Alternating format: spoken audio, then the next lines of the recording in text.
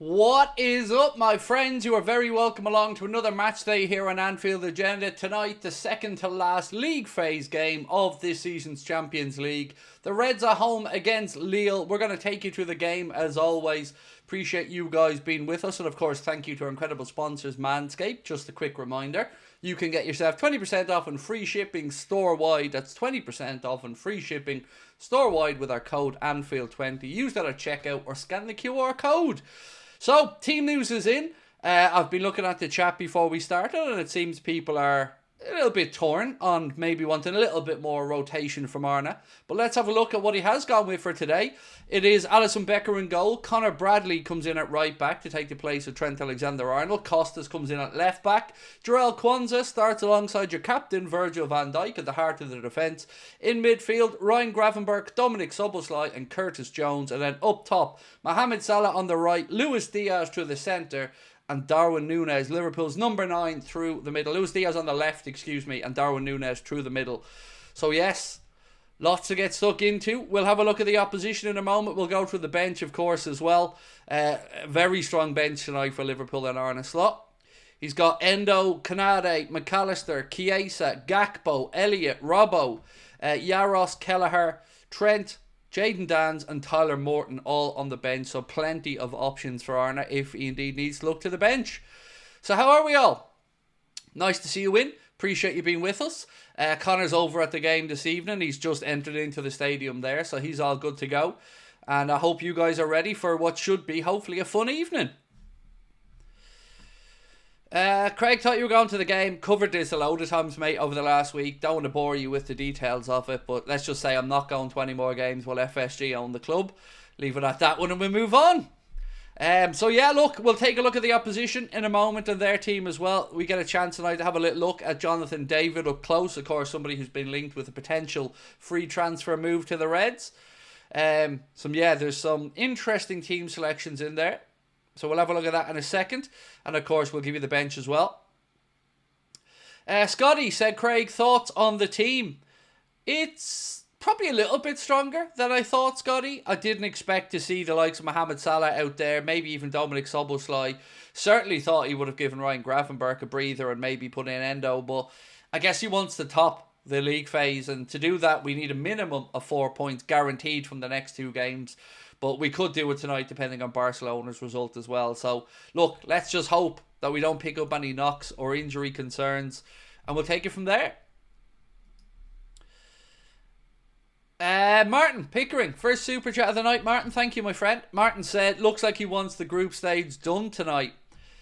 Yeah, could be. It's still not guaranteed, though, until we know Barcelona's result. But if Liverpool were to win tonight and Barcelona were to win tonight, it would mean we'd need 1 point against PSV Eindhoven to guarantee top place in the league format.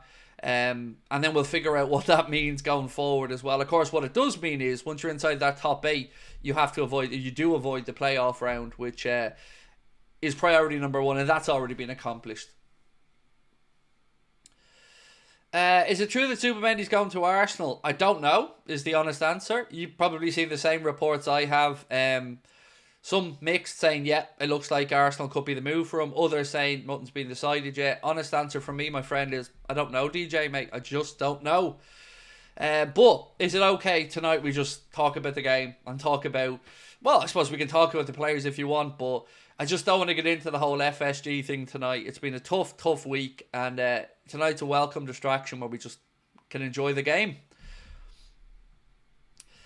Joel said Chiesa should have started. Thoughts, Craig? I expected him to, Joel. I thought Arne would give him maybe an hour and then we'd probably see Salah come off the bench because I don't think Chiesa could play a full 90. But yeah, look, again, the manager's made his call. We'll see how the game works out, but I do understand a lot of people looking for a Chiesa start. I certainly wanted one tonight as well, but look, maybe Mo can get back into the goal scoring form and we can get some positivity out of it. But look, once we get the result and hopefully no injuries, that's priority number 1 tonight, is no fresh injuries.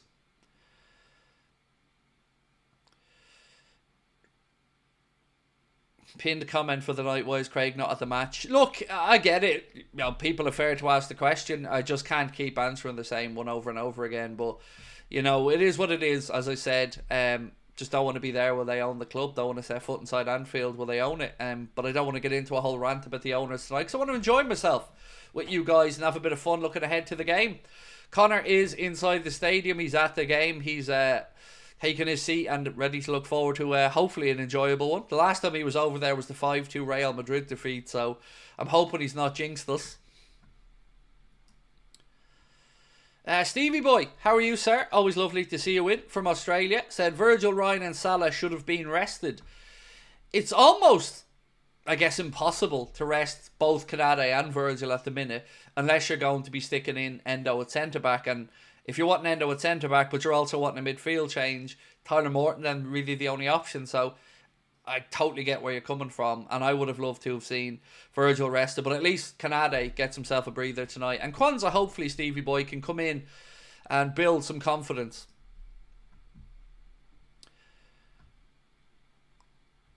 Apparently there's a free way to watch the game tonight. The game is on Amazon Prime, so if you've got Amazon Prime, you should be able to go in and watch the game that way. For me, here in Ireland, I'm going to be watching on Premier Sports, so I have a TV on here beside me.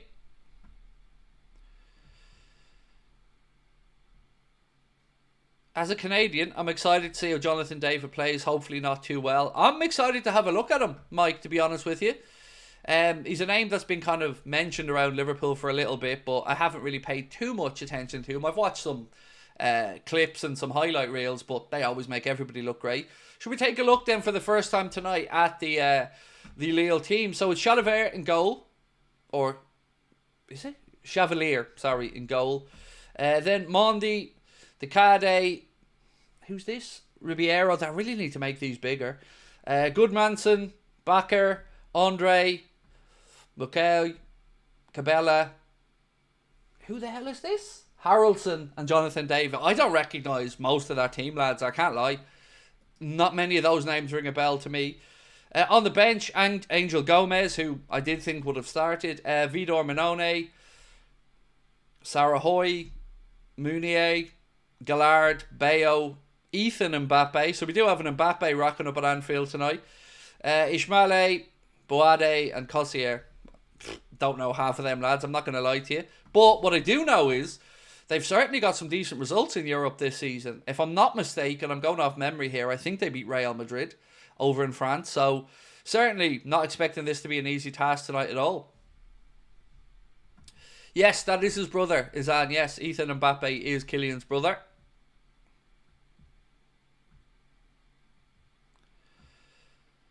Surprised Salah isn't being rested. That's a bit worrying. Same. You know, a lot of us thought we would see Federico get the start tonight and Mo to get a breather, but I don't know. You know, all I can do is call out the team the managers picked. And look, of course, we all thought maybe we'd see a bit more rotation, but let's just hope for no injuries. And a win, of course.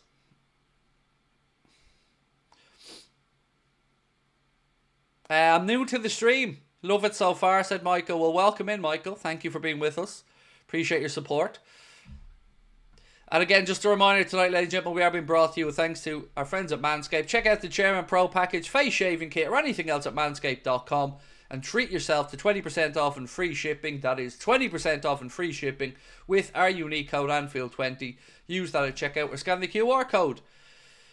Craig, do you think we found a way at winning ugly? By that I mean grinding and playing to the last kick, sign of champions. PS, best community ever. Look, there's something very satisfying about winning games that you don't think we're at our best, or grinding it out, as you've said. I'd like some more clean sheets than we've had maybe in recent times. Great to get one against Brentford at the weekend, but if we can get back to keeping clean sheets, I think we'll grind out a few more of those wins you're talking about. But look, it doesn't really matter how we win as long as we keep winning, and we can pick the bones out of how we think we could have done better, but it's a lot easier to do these things off the back of a positive result. Any plans to make member exclusive content? No, and I'll tell you why. It feels like a paywall to me, mate, if I do that. And I've always said no paywalls for our content because I want it accessible to everybody. But it is a tough balance to try and reward members, as you've mentioned. And I'm always trying to figure out a way to reward members, but not put a block up again for for people who perhaps, you know, can't afford a membership or anything, or have no interest in it. I just want to try and keep things free for everybody. So, yeah, no plans for the minute anyway. Craig, where do you get tickets? Very hard. We had to pay hospitality prices, so the tickets that we bought for tonight's game were £390 sterling each, and we bought them directly from the club. So that was the only way we could get to the game. You know, we didn't have any other way to get normal tickets that we knew of, you know, same as everybody else. So, yeah, it cost us about just shy of €900 for 2 tickets to go to tonight's game for Connor and his mate. It was supposed to be Connor and me, obviously, but I decided not to go, so it's Connor and his mate that's going. What about a discount on merch? That 100% will happen, Scott. Yes, absolutely. Anybody who's a member, when we do release some merch, will definitely get a discount off that, and probably an early release as well. So we're going to do some limited runs on merch when we do it, and members will, of course, get the first dibs on that because, you know, of their support. So, yeah, things like that we can do, Scotty, definitely. Sandra said, thoughts on the white and green kit for next year? If it's has been leaked, you know, with the trefoil logo and the different crest and stuff, it looks amazing, absolutely beautiful. Most of the kits I've seen for next season, you know, you hope they are the real ones, but they look really good. And of course they're Adidas. Come on now, you know, that makes me happy. Nice to see the subscriber count kicking along nicely. Do you know what? We are now, just over 4,500 away from 300k. Wow. So yeah, if you guys can, hit that subscribe button. If you are new to the channel, please do, and appreciate your support.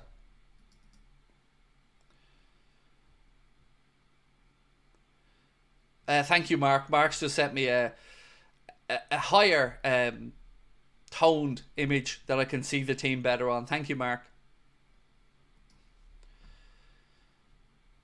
21 game unbeaten streak for Lille. Hopefully it ends today. Yes, absolutely, mate. Look, as I said, they're no mugs. I'm not expecting this to be an easy game at all.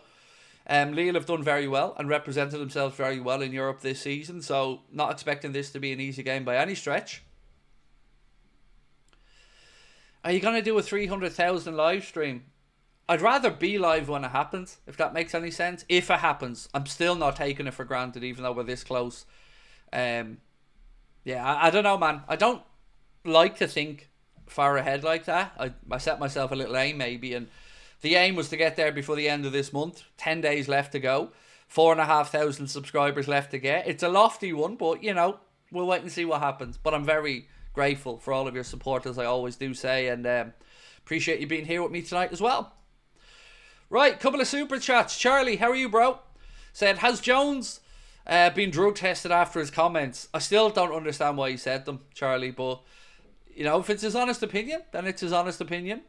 Nunes comeback reminds me of an Origi goal versus Everton, said Harry Klein. Yeah, that was one of my most fun streams ever, when Origi scored that late winner. So, just a little bit of a change tonight to our content schedule. I want to make you guys aware of it early doors. So, unfortunately, tonight we won't have a player ratings video because Connor's away and I want him to enjoy his trip away. And, you know, Connor is the one that makes the graphics for that. So, what we're going to do tonight is this. We're going to have our watch along, but then I'm going to stay on for an extra 15 or 20 minutes after the watch along and we'll talk about the game then. I'm then going to upload a match reaction video giving you my thoughts on the game. And then I'm going to put up a news video later on. So that's what's going to happen tonight. Watch along is going to go a bit longer because we're going to kind of include the reaction in the watch along stream. Then I'll give you my match reaction because I'm going to focus on your thoughts after the game. And then we'll go into a news video to finish up the night. And then from every other game moving forward, we'll be back to our usual strategy of match reaction, player ratings and all the normal stuff. How am I? I'm okay, thank you. Liverpool is Red podcast. I'm alright, mate. I hope you are as well. Right, so we're going to end this poll because I always find them funny. Predictions, of course, most people are going to go for a Liverpool win, and that's exactly what we have seen here, 91%. What did Curtis Jones say? He said that he thought Eden Hazard was a better footballer than Mo, which I just don't understand, but again, each to their own. Loizu said, "Evening, Craig. The 'Where's the money, John' quote should be made into a big banner and unfolded across the cop." Oh, well, do you imagine how proud that would make me to see that, mate? But I don't expect it to happen anytime soon. But yeah, one day a long time ago, I sat there and I needed to find a way to get my point across in a very obvious, blunt way, but without being aggressive or taking it personally, which I never want to do. So I decided, where's the money, John? Feels like a good point I can come back to. I think it's a fair question as well.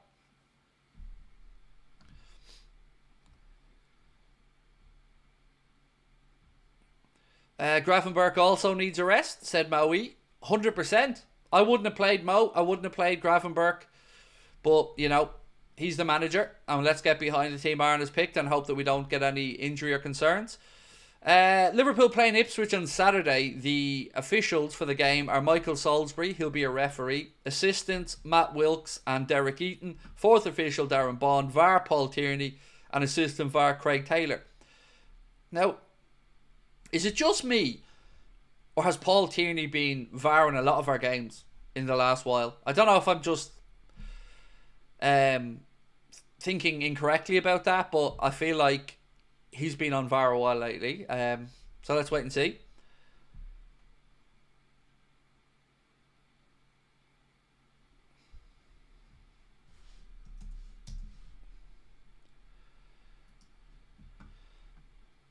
Surely Ryan gets a rest at the weekend. Oh, I don't know.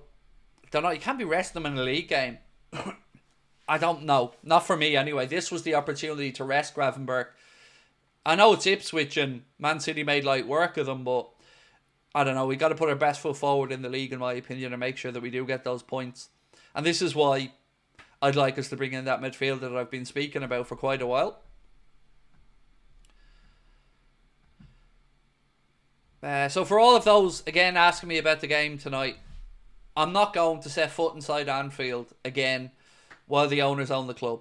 It's a personal choice. It's not based off one that I feel unsafe for at. I mean, Scouts has always been sound to me. Every time I'm in the city for a live show, they're always A1. So it's nothing to do with anything like that. It's just a personal choice. I just don't want to set foot in it while FSG own the club, or at least while they own the club and run it the way that they do. So yeah, I hope that answers it. Again, this feels like the third or fourth time I've already answered it tonight. It's a fair question, but it's just a personal choice for me. I don't want to be there when they own the club.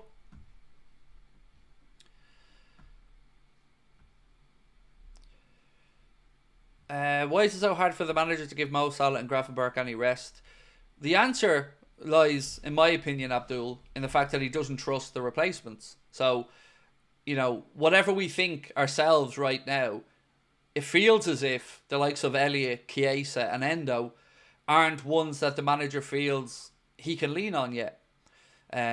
Whether that changes or not, look, we'll see as the season unfolds a bit more. But, yeah. Val, what did I literally just say about the game? If you'd like me to time you out, fair enough, but I've literally explained the story 3-4 times, and now you're asking me stupid questions about tickets. Of course I had tickets. I was hardly going to, mitch my way into the stadium by jumping over the gates. And I've explained that story as well. Can we just leave the ticket stuff be, because it's boring for me at this point, and I'd rather enjoy this evening with you guys and have a bit of fun. Zach said, Craig, what do you think about Slot not picking Chiesa tonight? A bit disappointed from just the perspective of I wanted to see him play, I think we'll see him tonight. I'm hoping we see him tonight. But yeah, it would have been lovely for him to get a start at Anfield, for us to get a good look at him. I don't think he'd have been able to play the full game, but you'd probably got an hour out of him, Zach. But again, maybe Mo, wants to keep playing Champions League, wants to keep building on his goal scoring, wants to keep setting new records. And again, we just have to respect the manager's decision and hope that we don't see any knocks or injuries. Thoughts on omelettes and thoughts on ready salted? Well, ready salted are for people who just are the most bland human beings on earth. Who ready salted are rotten. And omelettes are just shit pancakes. So there you go, man. There's my answer. I'd rather have a pancake than an omelette, and I'd rather not have a packet of crisps and eat a ready salted packet. You're trying to say there's something wrong with me? Yes, you're a freak. That's what I'm trying to say, love. Does that make it clear? You ready salted loving freak. And I'm a big omelette lover too. Oh, you're a big omelette lover as well, yeah. As I said. Freak. Freak!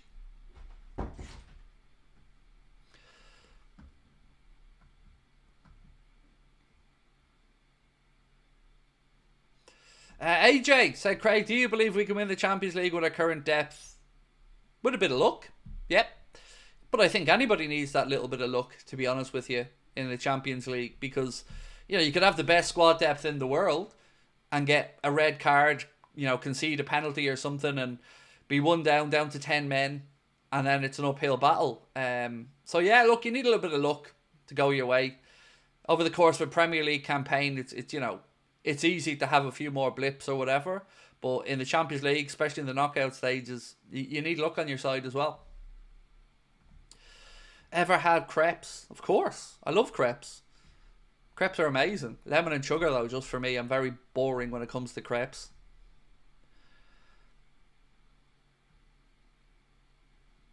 Who'll get top 4, said Petter. Oh, man, it's a good question. Liverpool, Arsenal.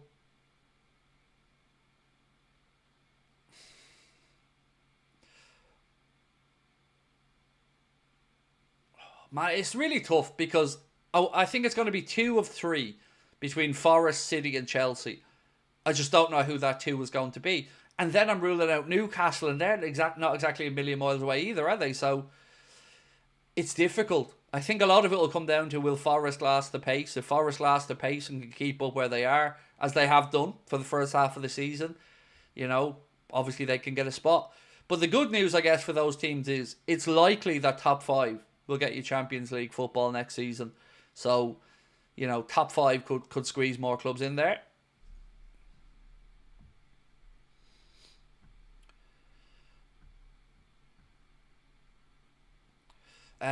Dave said salt and vinegar crisps are the best. Dave, I'm Irish. If I'd said anything other than cheese and onion, they'd revoke my Irish card. And rightly so, my friend.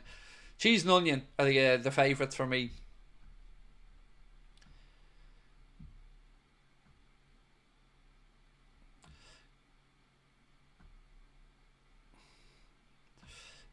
Chiesa over Salah any day of the week? Really? I don't know how you've come up to that conclusion. I mean, tonight for a sense of rotation, yep. But to just say any day of the week is strange for me, mate. But again, it's an opinions game, isn't it? And you're entitled to yours. Mervyn said, are you nervous for today's match? No, not really.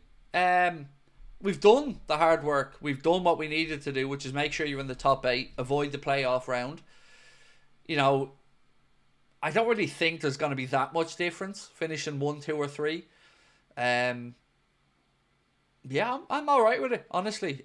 Whatever happens, happens. I just want to try and enjoy the game tonight.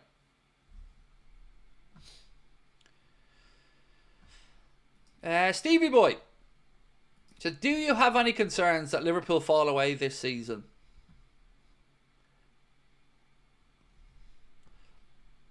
I mean, I don't know if it's a concern that's coming from a place of muscle memory and seeing it happening before, or if it's a concern based off the squad as I see it, but I have some concerns. I think we win the league no matter what happens. I think we get over the line there. But I'm more concerned with what happens on the contract situations and how that impacts or knocks on to potential signings in the future. And I guess I don't want Liverpool getting a reputation for being cheapskates. But I think we'll be okay. If you said to me at the start of this season, Stevie Boy, would you take the Premier League title as even the only trophy? I'd have bitten your hand off for it. Because I didn't expect it. I thought Liverpool always have a chance in the Champions League. Our tradition, the stadium, gives you a chance there. Cups, you need to be a little bit fortunate in with the draws and whatnot as well. And then how much is the manager gambling, playing fringe players in the early rounds of them. So if you offered me this, I take it 100%. But of course, now as the season's evolved and we see what's possible, yeah, now you start to get a little bit more optimistic and concerned, because you're thinking this could be a double, a treble, But I don't think anything I can say or you can say is going to alter that at this moment in time. Some of it's kind of in the hands of the gods, and some of it's in the wallet of the John. Hopefully win to keep up the 100% record in the Champions League. Yeah, I can't lie, SB. Seeing Liverpool's name at the top of that with a perfect 6 from 6. I didn't think we'd be there looking at the draw that was made. You see Leverkusen coming to Anfield and Real Madrid coming to Anfield, and look, I'm grateful they were both at home. But then the other games, like away at AC Milan.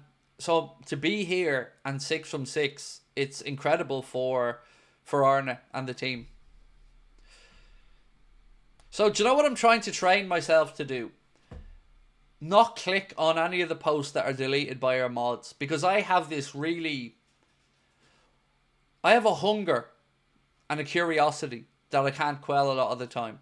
So when I see a post deleted, I'm almost rubbernecking and wanting to look at what's being said about me or something like that. And I'm trying today for it to be the first day of me not clicking on any of those, because the mods have done it for a reason. And I should just respect that and not look at it. But I'm a curious little bunny. And I haven't so far. So far, so good.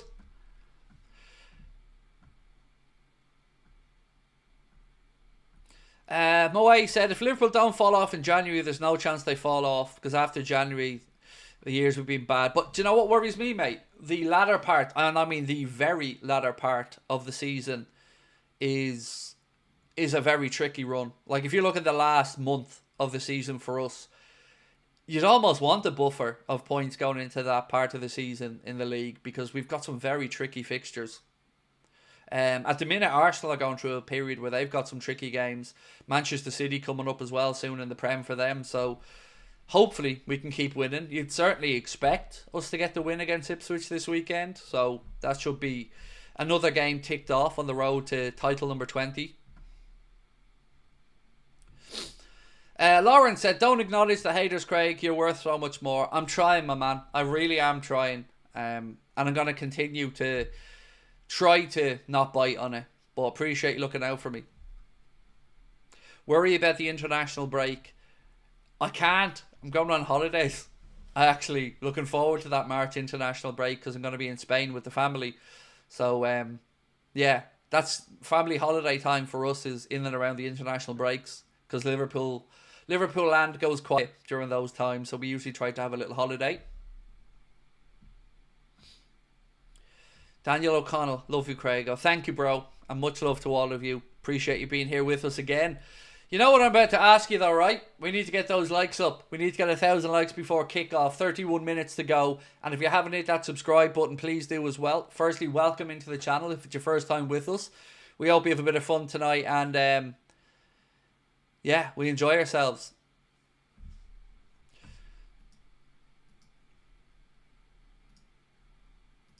So I hope people don't take this personally, because it's not meant that way.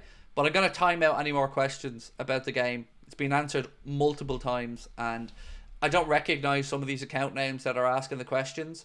And, I'm protecting myself going forward. So it's been explained. So, please don't keep asking over and over again, because it's just boring for everyone.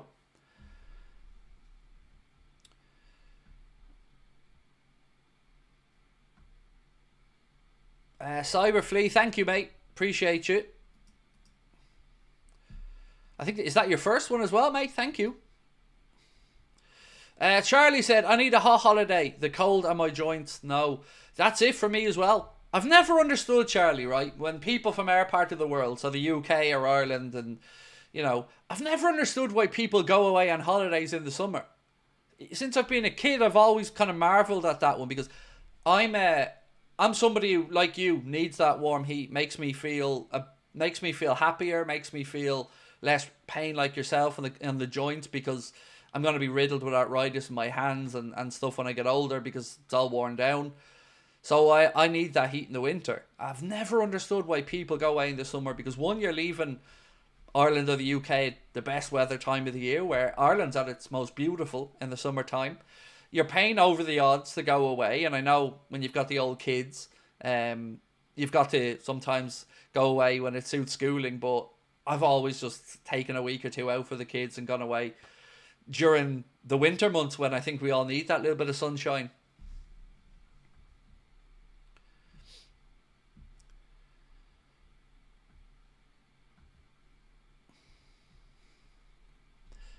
Where are you going in Spain? I'm still in hospital in Granada. We go to a place called Villa La Marina. It's kind of in between Murcia, Alicante, that kind of area. We go to the same place all the time, usually hire the same villa, and yeah, it's really relaxing. It's a lovely week. It's nice to get a bit of sunshine during the spring or winter months. And I hopefully plan on retiring over there in the future and buying somewhere if life lets that journey go that way.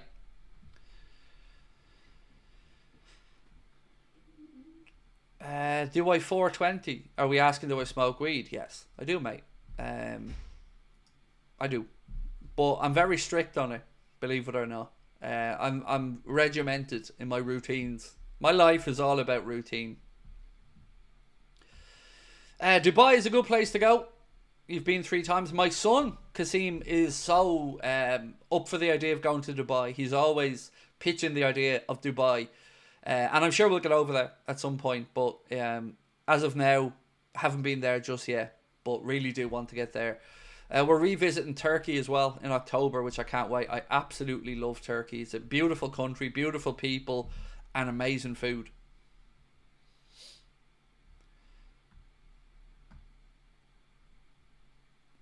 Maui said, true, Craig, I can never understand why people travel in the summer. It's mad. It's like you're getting fleeced and you're going away the most expensive time. It's busy, and that's the part for me. I'm not a crowds person, you know. I like a little bit of calm, especially as I've gotten older, you know, and the clubbing days are over and the discos and the pubs and all this stuff like that. I like just a bit of downtime with my family, listen to podcasts, maybe read a few books and just chill out. Would I want to go to Italy? I've been there once, and I have to say it was incredible. I was best man at my mate's wedding, and they got married kind of in the Bari, Brindisi area of Italy. You know the way Italy's shaped like a boot? It's kind of in the heel. Incredibly beautiful place. Do you know where I'm thinking of going on holidays to? And I'm only bringing this up in case any of you have ever been there. So let me know. I'm thinking of a trip to Sri Lanka, because it looks stunning, and some of the beach holidays there look incredible. I don't know if anybody's ever been, but if you have, please do let me know what your experience was like. Somebody asked me about the substitutes. No problem, my friend. Let me get them out for you here now. Liverpool bench is Wataru Endo, Ibrahima Konate, Alexis McAllister, Federico Chiesa, Cody Gakpo, Harvey Elliott, Andy Robertson, Vitraslav Yaros, Quivin Kelleher, Trent Alexander-Arnold, Jayden Danns, and Tyler Morton. The bench for Lille is Vito Manone, and Angel Gomez, Osam Sharquia, or Sharoui, excuse my pronunciation, Thomas Meunier, Marc Aurel Chillard, Mohamed Bayo, Ethan Mbappe, Ismaili, Ayu Badoy, or Boadi, and Isaac Cozier. I don't know any of those, except for Ethan Mbappe and Angel Gomez.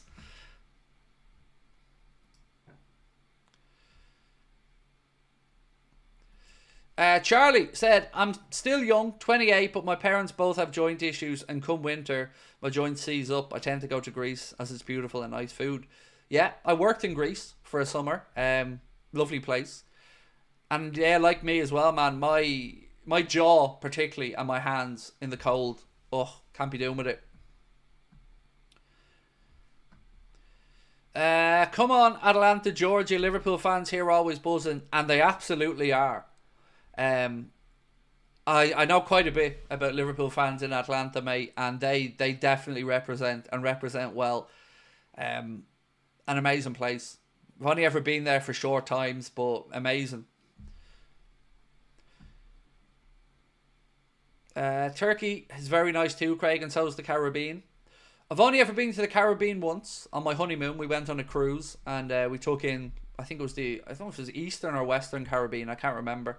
We went to Jamaica, Cayman Islands, Mexico, an island that was owned by the cruise company, Miami, and I think there was one more stop somewhere as well. Mexico. Did I say Mexico? If not, Mexico.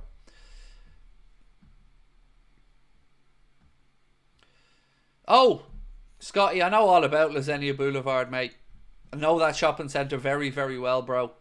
Always go there when we visit. And thank you for the recommendation. But yeah, I've always gone there. Have you been Spanibus? It's nice and legal over there now. Oh, I know. Member of many clubs, mate. Over there.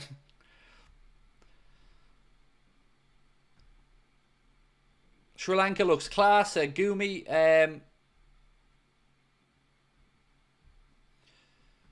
Greece is nice with all the beaches and cheaper. One of the cheaper places in the EU. Try visiting Langkawi, Malaysia, Craig. It's an island and beautiful. You'll enjoy it. Appreciate that, Mervyn. Malaysia looks awesome. Malaysia and Singapore and all that kind of part of the world that I haven't yet been to. So much travelling I want to do.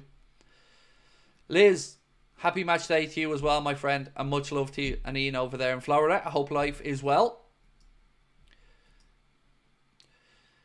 Carl booked a holiday to the Dominican Republic. I've heard good things.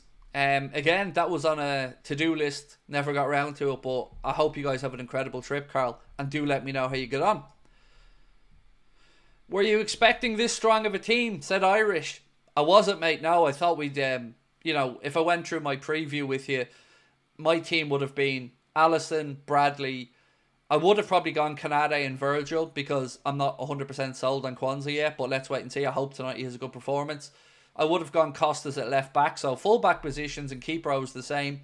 Midfield, I was going for Endo, Elliott and Jones, so only one of those, similar to how I would have gone for. And then up top, I would have put Chiesa on the right, Darwin through the centre and Diaz on the left, so I guess only one of those is different, so somewhat happy with the team, but like most people, I wouldn't have minded Arne resting a few more.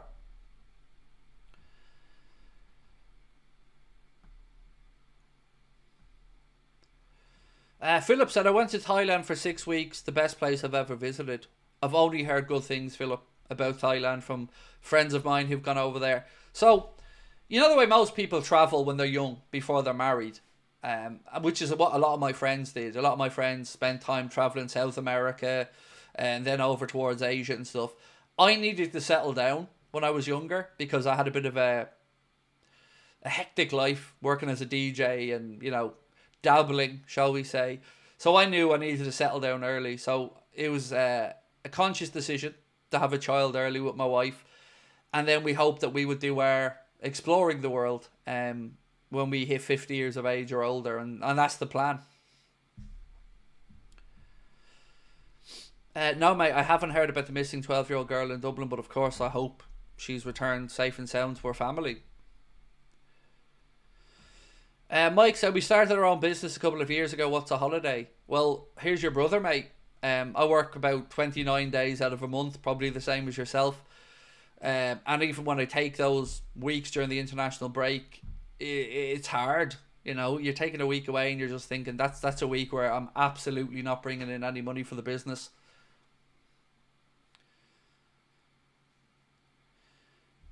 Aaron said, is it just me or does Mo seem to play better alongside Darwin? They love playing with each other. Absolutely. You can always see there seems to be a really good relationship between Mo and Darwin. Even just watching the picture the other day that Mo posted of the two of them on the plane the way back from London. I think, they've got a good record together. So hopefully that continues tonight. You worked as a DJ. How was it? It was brilliant. I blagged my way into it. I'll give you the story if you want. It's so I'm not sure what way it's done in the UK, but over here in Ireland, obviously you have your debs when you finish secondary school. But we had a pre-debs which was like halfway through the year. And we had no DJ for the pre-debs, and we had a place booked from our school. So I said, feck it, I'll give it a go. You know, so I thought, hey, I'll learn how to do this. So went out and got myself the basic equipment and start learning how to become a DJ. Always loved music. And then did the pre-debs. And then I went downstairs, and I don't know how this kind of happened, but I got speaking to the manager of the nightclub that was downstairs in the hotel from the function room that we were in. And I said to him, look, if you're ever stuck for a DJ, here's my number. Give me a call. And I just thought, look, I'm chancing my arm here. I'll never hear anything from this man again. And then about a week later, I was upstairs at home, and the phone rang in the house downstairs. My dad answered it, and he shouted up to me. And he said, Craig, it's George from the Vatican, which was the name of the nightclub. And I said, huh? So I went down, and he said, look, we're stuck tonight. The DJ didn't show up. Could you be here in an hour? So I packed up my record box, jumped in the car, flew in, did that night, got more work there, started to make a name for myself, got a few other bits and pieces. A friend of mine was working with Ministry of Sound, so I used to cover some of the gigs he couldn't do as well. And it was a mental 3 or 4 years of clubbing, socialising, and madness. It was brilliant. But it wasn't sustainable for me. So I had to grow up at some point. What was my DJ name? Mr. Magoo. But usually just use my own name. But if I ever did use a name for something, it was Mr. Magoo.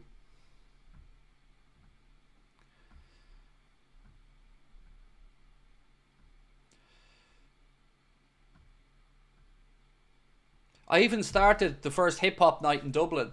I then moved in. As I DJ'd for a year or two, I thought, you know what? I want to promote a night.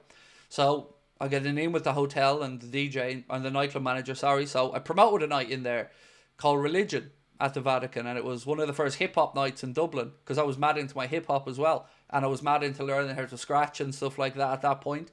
I got myself a set of Aztec decks. And I was learning to scratch, so I loved mixing in hip-hop and stuff as well. And it was cool. It was a great experience. And I still have friends now who are still DJing, and they're in their late 40s and still living that lifestyle. But I would have ended up in the ground if I'd have kept going.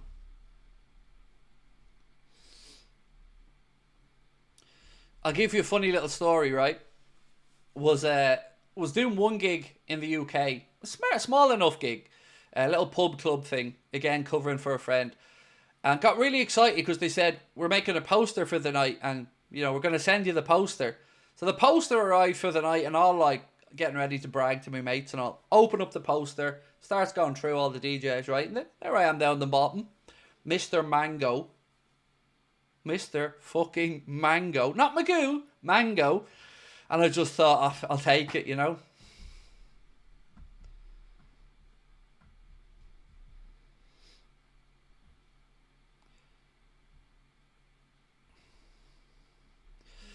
Philip said, in Belfast there isn't much rap hip-hop nights. That sounds great.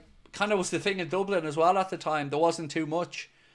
And I was a total little wannabe, like, not a rapper, because I couldn't rap, but I was full decked out in the Fat Farm gear, and, you know, I was a total, I can't use the word here, but you know what I'm about to say. Yeah. And it helped me as well then, because my cousin's probably one of Ireland's most famous DJs. And, you know, he helped me out. I learned a lot from him.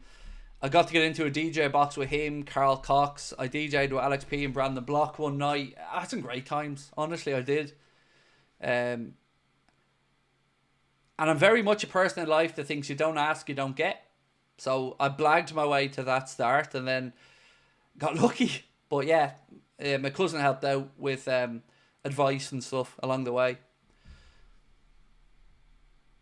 Some old school people in the chat from Dublin would know my cousin's name.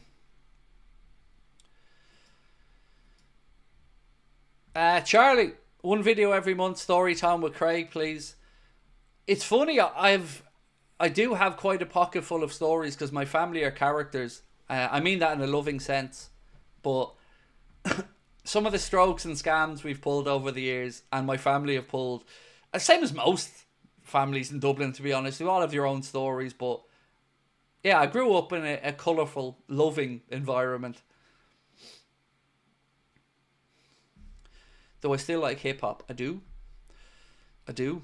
What skills do you need to be a DJ? Do you know what these days, James? Don't know, because it's a lot. It's a lot more done digitally. I was records back in the day. Even refused to use CDs. I wanted just records, nothing else.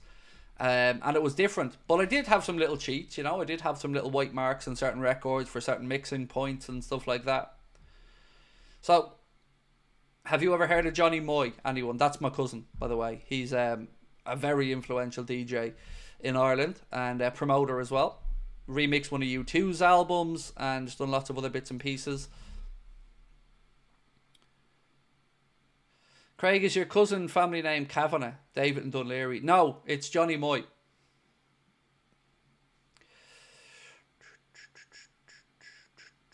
So proud and grateful to be Irish, said Josh Trainer. Mate, it's my biggest strength in this industry is that I'm Irish. I say this all the time because I think we're a special breed of people, us Irish. We can take the piss out of ourselves. We don't take life too seriously. And we don't have really too many airs and graces about us. Going to see Paul van Dijk in a couple of weeks. That'll be incredible. I know people laugh when we say this as dance fans, but Paul van Dijk's music has brought me to tears before. You know, when I first heard For an Angel, I thought it was otherworldly. And then as I got to listen to more of Paul van Dijk's music, and it just took me on a journey, like a trance emotional journey, and it brought me to tears at times, his music. Neville and Moody, does Arne have an injury wish? Worried Craig, rest. I don't know, but I'm a little bit nervous as well, Neville and my friend. So yeah, hopefully we do see some rotation early enough in the game. Right, ladies and gentlemen, do hit that subscribe button if you haven't done so. Also, don't forget to hit that like button. We need to get up to 1,000 likes before we kick off. Mohammed, Craig, does Slot not worry about fatigue on Gravenberg, Salah, Soboslai? I mean, it's a very fair point you've raised, Mohammed, as has Nevlin and a few others. I don't know the answer. You know, I'm in the same boat as all of you guys, and I agree on the rotation side of it. I just hope we can get through tonight without picking up any new injury concerns. Have I seen the film Human Traffic? Of course I have. One of my favourites of all time. The itchy trigger finger. I'm not saying it. But yes, incredible. Yeah, Danny Dyer at his best in that movie. Brilliant. If you haven't watched that, by the way, it still stands up, I think, to this day.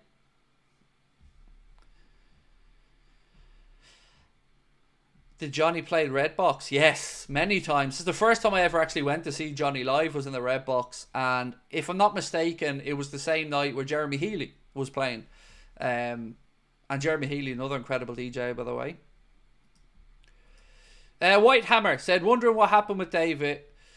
You were a good duo, but I felt when you asked anything awkward in his last interview, he disappeared then. Obviously was afraid of his access. So, look, the truth is, I have nothing but respect for the man. And I don't like, and I don't want to say or think anything bad of him. But what happened was, the Echo journalists, or one or two of the journalists, had reacted to people who took a quote from one of our social media posts. And the quote to memory said something like, fans shouldn't complain if the purse strings are kept tight, or something like that. And that was picked up when we posted it by a few people. And, you know, we tagged the Echo and said, story with this, lads, come on, that's not right. And then it kind of escalated a little bit from there. And on my stream that night, I spoke out again against the Echo's viewpoint on it. And David didn't like me doing that because he classes these people as friends and felt to put him in a bit of an awkward spot. Again, I understand that, but I felt like I've always been professional and very fair and balanced when he was on the show. And I've went out of my way to make sure that he was looked after, shielded from some of the criticism that came his way, removed negative comments about him at times where they'd crossed the line. And I felt very disappointed that that was enough for him to step away. But I respect his wishes. It's his life. It's his journey. And I will never say anything bad about the man.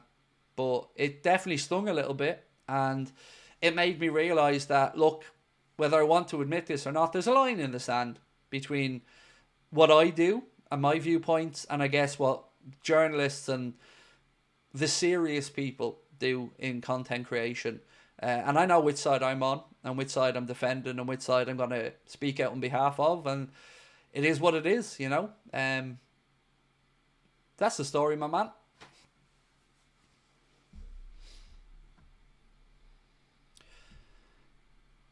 Klopp documentary out 28th of Feb. It's going to be a great watch. It is. It's going to be brilliant to reminisce and look back on Kloppo's time. Have I seen Only Fools and Horses? I own the box set. A special box set that has a story about each series and stuff. It's probably my favourite TV show of all time. And it's something that always reminds me of my dad as well, because my dad got me watching Only Fools and Horses and Faulty Towers, Rising Damp, and stuff like that. So yeah, loved it.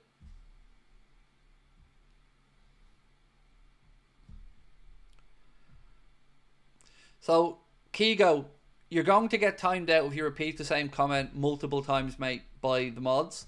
But we're all a little bit tired of FSG. But I don't want to get into a rant about the owners tonight. I want to just enjoy time with you guys and the game and have some fun. So the match, Liz, is on Amazon Prime in the UK. I'm watching it here in Ireland on Premier Sport. Faulty Towers is so good. It's incredible. The best 12 episodes, the best 12 episodes of standalone comedy I think the UK has ever produced. It's absolutely amazing, Faulty Towers. It hits on every point.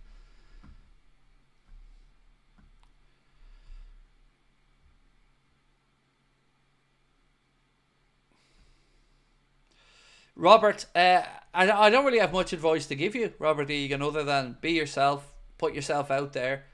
And unfortunately, mate, sometimes in life, that heartache's going to come. But it's how you deal with it. So I would say, speak your piece to the young lady in question. You know, ask. You don't ask, you don't get. And what's the worst that can happen? Somebody says no. But what's the best that can happen? She says yes. And then it's worth all the risk. So be you, my man. But don't be afraid to hear the word no. We all hear it in life. I'll still remember my own first heartbreak all these years later, and I'm 43 now, and I still remember it, and it still stings like it was yesterday. But yeah, man, put yourself out there. It's much, much better when you open yourself up to love in the world.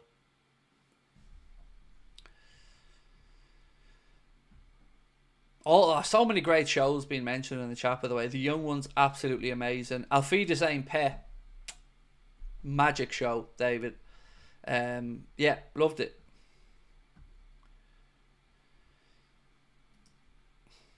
Right, we only have 56 more likes to get. 7 minutes to go. Let's go. Hit that like button. Hit that subscribe button. LFC Gamer and Vlog said, Craig, what are your 3 favourite sitcoms of all time? Mine are Only Fools and Horses, Faulty Towers and Frasier. I don't know if I could give you 3 off the top of my head, because a lot of what I love depends on what mood I'm in. Sometimes I want really silly stuff that's, you know, just cheap laughs. Only Fools and Horses is number 1. That much I can tell you. Then, you know, I love both Offices, US and UK.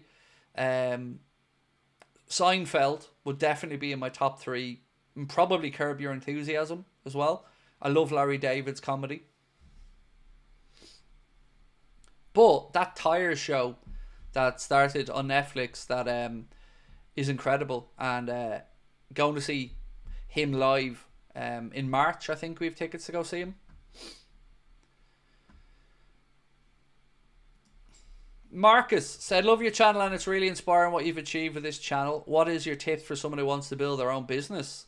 Oh God, you don't want business advice from me, mate. I'm terrible with money, firstly. Let me say that. I have to be kept on a short leash because I spend, like, you know, credit card limits are a goal or an aspiration. So you don't want business advice from me. But just put your best foot forward is what I'd say, and commit to it. Like, I live this channel. I think about it all day, every day. Days off, I'm thinking about it. When I wake up, I'm thinking about it. When I go to bed, I'm thinking about it. And I'm thinking about what I can do better. You know, how I can be a better human being, how I can be a better role model to people, how I can just be better. And I don't know, man. I got lucky, you know, to be here. I'm very fortunate that a few things went my way. I was consistent. And I've got Connor, which is a huge help as well.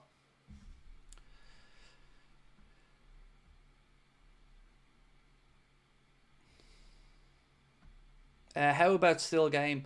I tried to watch that, but couldn't get into it. And I've only ever heard good things about it, but I just couldn't get into it.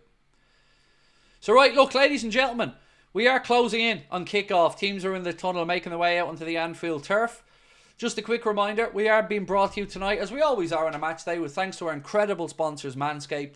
Treat yourself to the Performance Package 5.0 Ultra, the all-in-one men's grooming kit from our friends at Manscaped, with the Lawnmower 5.0, the Weed Whacker ear and nose hair trimmer, Manscaped's 2 liquid formulations, and a couple of free gifts as well. The Shed travel bag and the boxer briefs. You can get yourself 20% off and free shipping store-wide at manscaped.com. That's 20% off and free shipping with our code Anfield20. Use that at checkout or scan the QR code.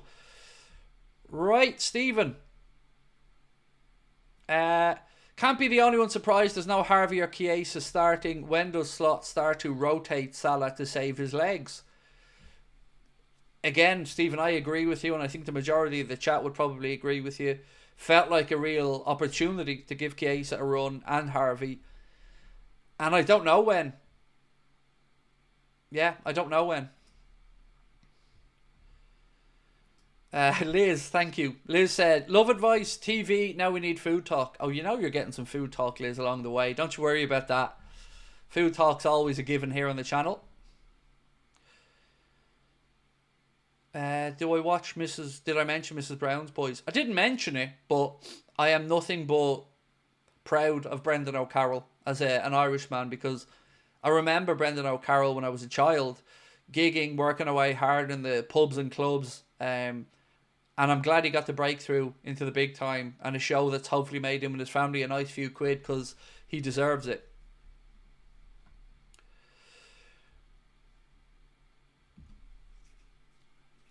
Right, ladies and gentlemen, let's start and have a look at the Liverpool 11 one more time before we get underway tonight. In goal, Mr. Alisson Becker. Right back, young Connor Bradley. On the left side, Costas. The centre-back pairing for tonight is your captain Virgil van Dijk and Jarell Quansah. In midfield, it's Ryan Gravenberch, Dominic Szoboszlai and Curtis Jones. And then up top, Darwin, Liverpool's number 9 through the centre, Mohamed Salah on the right and Luis Diaz on the left. Liverpool's bench tonight, it is Wataru Endo, Ibrahima Konate, Alexis McAllister, Federico Chiesa, Cody Gakpo, Harvey Elliott, Andy Robertson, Vítorslav Jaros, Quivin Kelleher, Trent Alexander-Arnold, Jayden Danns and Tyler Morton.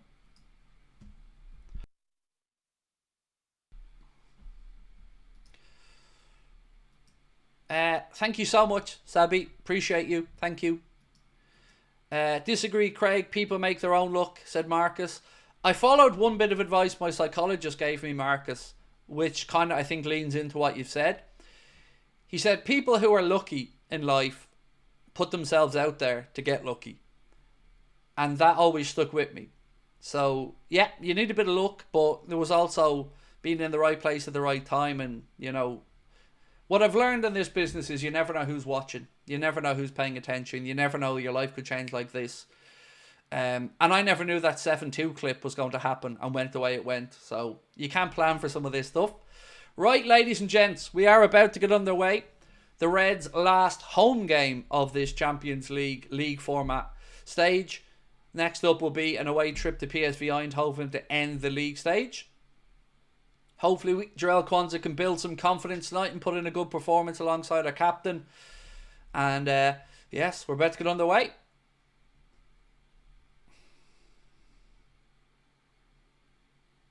Right, so Liverpool attacking the Annie Road end first half. Dominic Szoboszlai will be kicking us off. Of course, Liverpool in our red shirts. And we are underway, ladies and gentlemen. We are underway. The ball goes back to Alisson Becker, who of course does a decent thing and launches the ball long out left side, where Liverpool win the second ball. Jones tries to flick it inside. Come on, the Reds.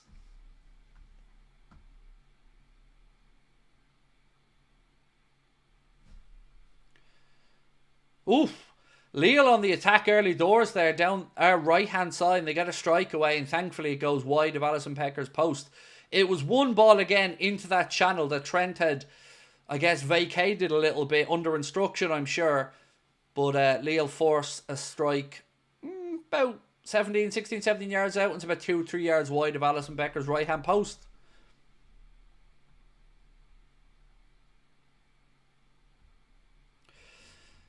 So people asking about the channel, it's on Amazon Prime in the UK. For me here, I'm watching it on Premier Sport.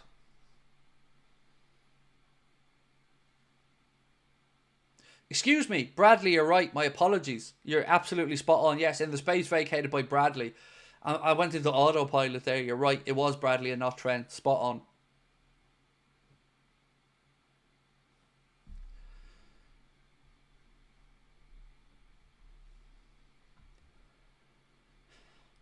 So used to Trent being out there. Autopilot kicked in. But you are right. It was Conor Bradley who was a bit upfield. Right. It's back with the Lille keeper now. He plays it out right-hand side. Press comes on from Lucho. Lille look to play around it. Nice little 1-2. Liverpool eventually win it back with Virgil.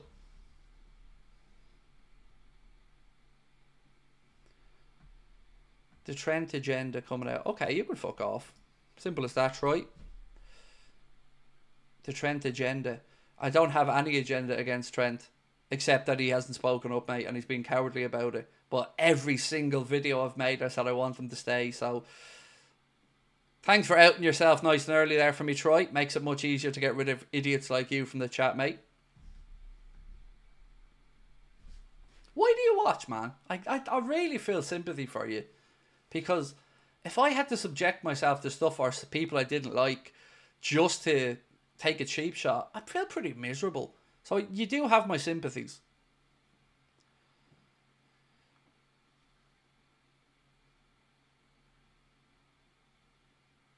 Salah.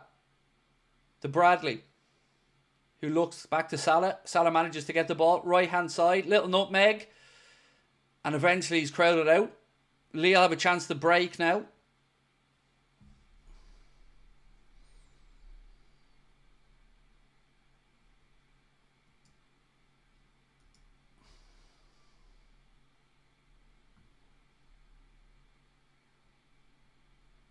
If anybody's putting in scores, please put the letter P or the word prediction after it, just to make sure everyone knows it's a prediction. Thank you.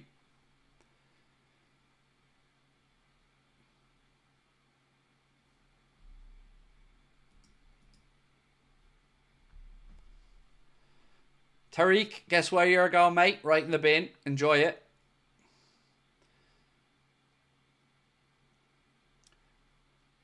Let me just say it like this. If anybody looks at the Trent situation and doesn't feel let down by it, I don't know what you're looking at. And I've defended Trent so many times on this channel against accusations about him being a shit right back. But let's just say, I'll write your comment for you. The comment is, Craig, I don't like you. I'm trying to find a way to undermine you. And I'm going to put it into the chat. And I'm going to make it sound blasé because, you know, I don't want to out myself too quickly. But the problem for you is, I'm far more intelligent than you are.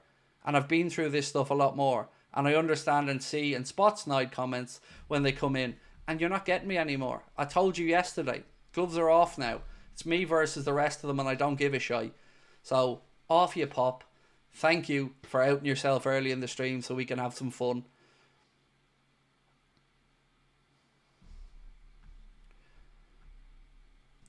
Lille again in possession. Down our right hand side. Jonathan David now picks up the ball. Kwanzaa steps across.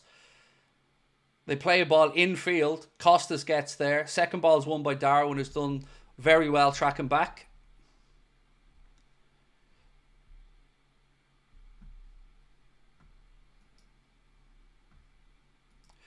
Thank you, Adam. Much love, bro. Appreciate you. Top of the league trophy time. Oh man, number 20 would be sweet if it comes along, and especially in Arne's first season as well. What kit are they wearing? We're in the home kit, mate, and they're wearing a white strip. Where would I have been sitting? We were in the Carlsberg dugout on the very right hand side, close towards the cop. Bradley.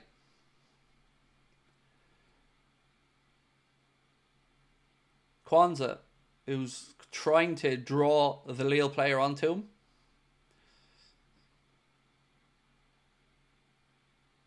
Jones. With Virgil. Do you think Slot will renew Trent's contract? I don't know what's going on with Trent. Honestly, I don't. There's reports again today coming from Spain saying he's going to Madrid, but you know, I've no idea what to believe around his future because truthfully, I don't think anybody knows other than those maybe right inside the club. But, you know, we all want him to stay and we all hope he stays. But, you know, it's a nervy time right now for Liverpool fans as there's 3 big contracts that aren't fully resolved yet.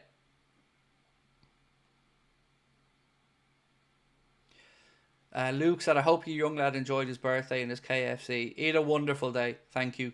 I'm so proud of him. Can't believe he's 13 already. But he loves a bit of KFC. So yeah, he's good, man. Thank you for asking.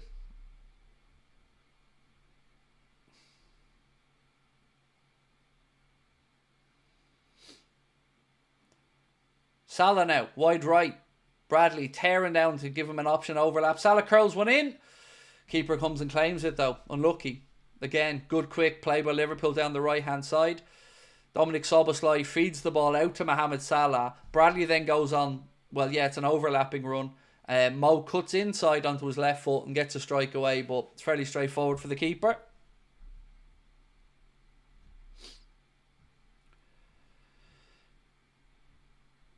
David Martin said, much love on the channel, Craig. Defo my go-to for Liverpool news and watch-alongs. Appreciate that, mate. Thank you.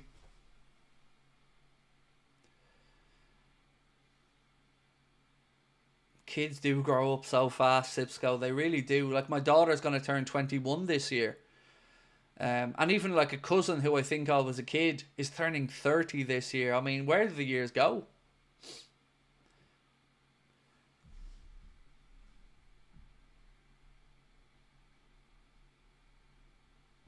See, Rio saying City are favourites for the Prem. Yeah, of course he believes that. Rio Ferdinand believes that about as much as I believe that I have a 12-inch penis. Neither of the things are anywhere near being true. So City are, I believe, how many? 12, 14 points behind us? Let's have a look at the Premier League table then. And we'll see how deluded Rio is.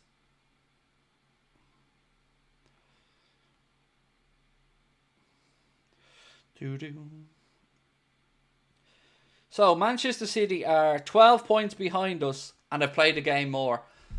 And Rio Ferdinand thinks that they're going to pull back that 12 to 15 points. Again, I'd love to see Rio put his money where his mouth is, because I offered him a £5 bet a few seasons ago that Liverpool would finish above United, and he was, you know, I didn't get an answer, nor did I expect one, to be fair, but he's full of it. There's no way he thinks that's going to be the case. It's like Neville still praying. What they meant to say was, I hope to God City or Arsenal win the league. That's what they meant to say.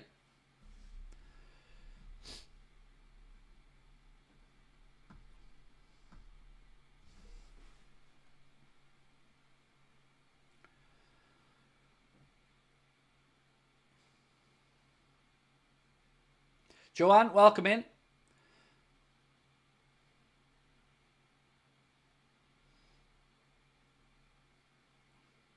Salvador, of course you can have a shout out, my friend. Welcome in.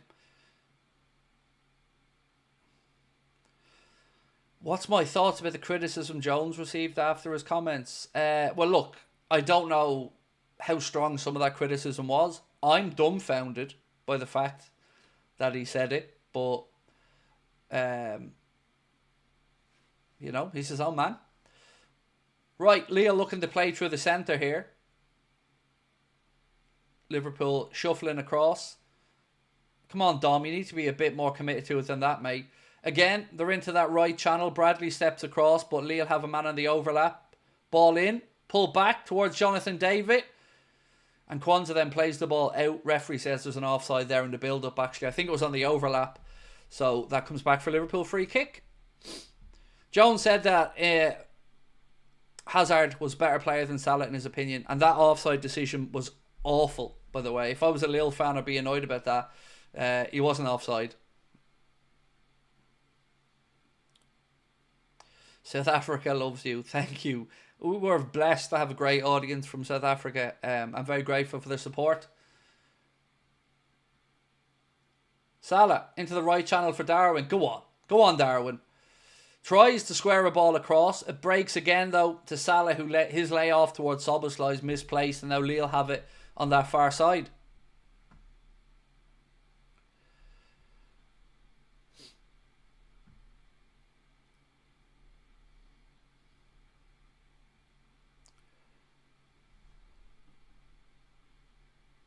So, I haven't synced up yet, my apologies. I'm going to sync up now at 11 minutes 30, so bear with me. I'm going to sync up now in a second. So, I am coming up towards 11:20, I'll sync up at 11:30, and hopefully we can all get on the same time frame. Namibia, love you. Thank you, mate. Much love. Right, we are at 11 minutes 30, 31, 32, 33, 34, 35, 36, 37, 38, 39 and 40. RC YouTuber said Gravenberg could have done with a break today. Absolutely, mate. Did not expect to see him or Salah starting. I thought it was a good opportunity to give them a rest. And thank you for your super chat.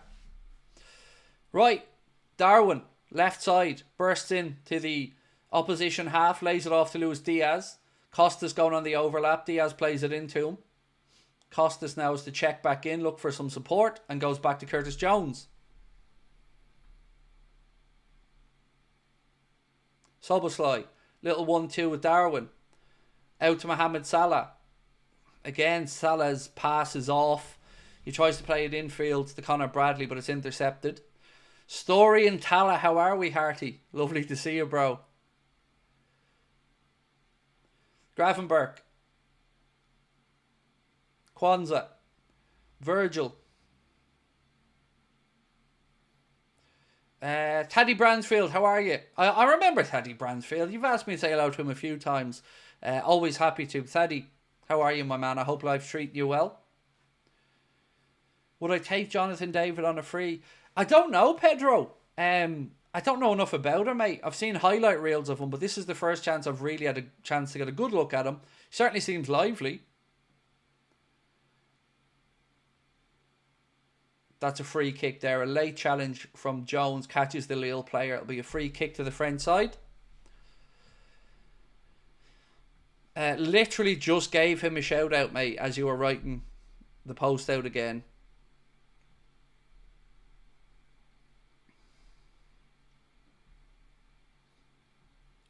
I read Jonathan David doesn't like Liverpool. I have no idea if that's true or not. I don't know how anybody wouldn't like Liverpool. What a lovely club.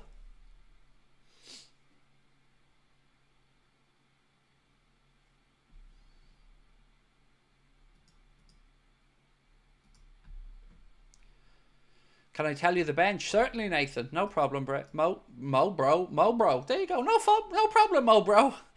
It's Endo, Kanade, Maka, Chiesa, Gakpo, Elliott, Robbo, Yaros, Kelleher, Trent, Dans, Morton. So once again, Endo, Kanade, McAllister, Chiesa, Gakpo, Elliott, Robbo, Yaros, Kelleher, Trent, Dans and Morton.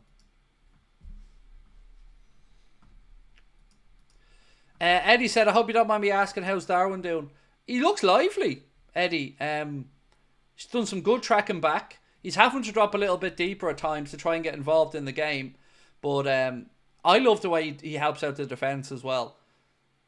He works hard on the pitch, Darwin. I don't think that's ever been something we've debated on. But, you know, you're measured, I guess, as a number 9 for Liverpool with goals.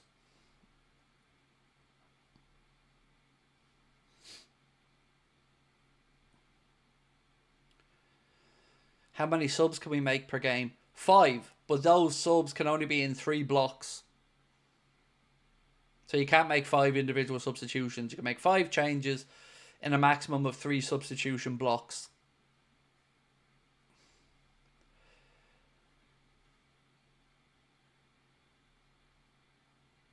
Costas. Back to Kwanzaa. Kwanzaa, that's a nice ball, and lucky.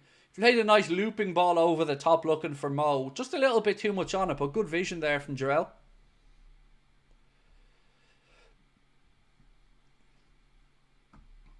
Any hash? I haven't heard that word in years, mate.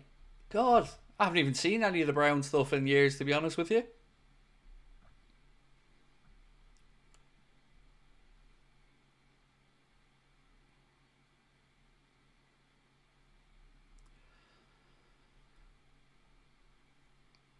Why is Kwanzaa always passing sideways or backwards? He literally just played a 40-yard ball over the top, mate.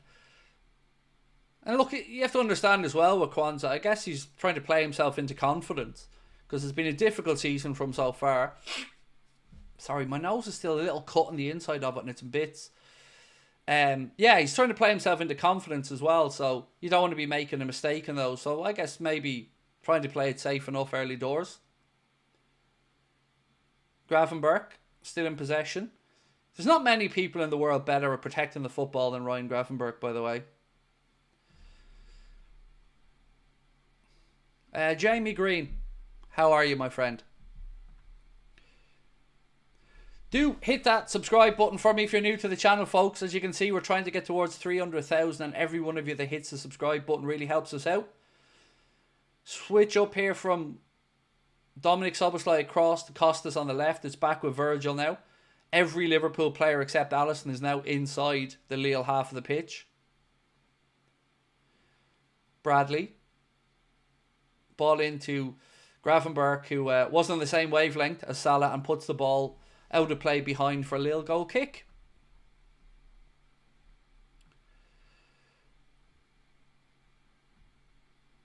Is there any way to see how many hours I've watched these streams? There probably is, if you go into your YouTube. See, I have YouTube Studio, which gives us a lot of in-depth analytics, but I can't get how many hours you've watched on it, but I'm sure you could find that out. Hopefully, whatever the answer is, you want to watch some more. That's the plan. Right, Lille again, springing a counter down our right side. One ball into that channel. Now Liverpool have got bodies back. Ball on the edge of the box. Lille looking to find a pathway to get a shot away. They work it out right. A cross in initially is blocked. Second cross comes in now. Virgil heads it away. Finds Luis Diaz on the edge of our penalty area, and he tries to start an attack. Unfortunately, his ball was shocking into the left channel and went straight out of play. He was looking for Darwin, but he'd overhit it.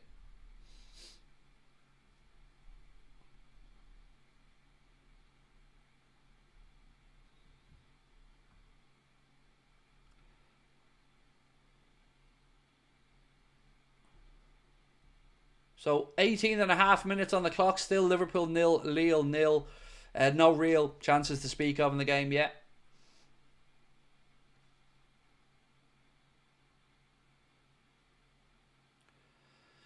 Craig, do you think we should sign, or who do you think we should sign this window? Look, I want whoever the manager wants, but we need a defender and a midfielder. I'd be happy with just the midfielder, and I mean, I'm not going to revise what I said at the start of the window. I just wanted us to bring in that midfielder. Because look at it right now. We've got 2 injury concerns, and we still feel a little bit light in players the manager maybe trusts, which kind of feels a bit weird. Yeah. So for me, I still think we're a couple short. Not really in numbers, more of what the manager would trust. Right, Costas now wide left. He fires in a cross, but it's blocked and it goes out for a Liverpool throw-in. Pat from Kilcockclub on the channel. Thank you, Pat. Appreciate you, mate, and I hope you're having a good day. Ross from Narnar in the house. How are we, Ross?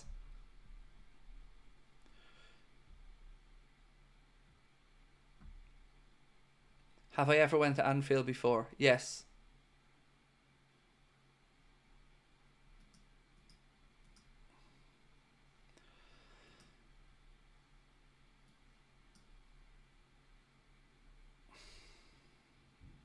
Yeah.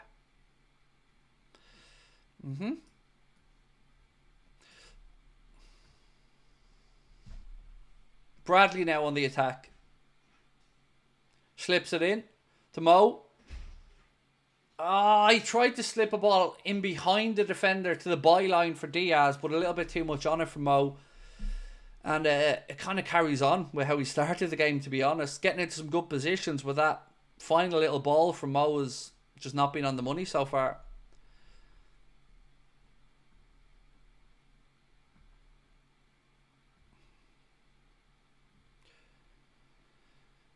Godfrey twins are the best from Clane and Kildare. God, the amount of tennis games I played against Clane over the years when I was played tennis as a kid, mate. The amount of times we played Clane.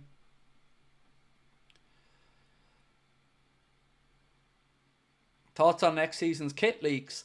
I like all three of them, to be honest, mate. Hope they are the real ones. They're great. I don't think this is the one, is it? No, that's a different one. Yeah, they're great. Jones, of course, they're always going to be because Adidas are back. And we all know Adidas is the best, let's be honest. Come on now.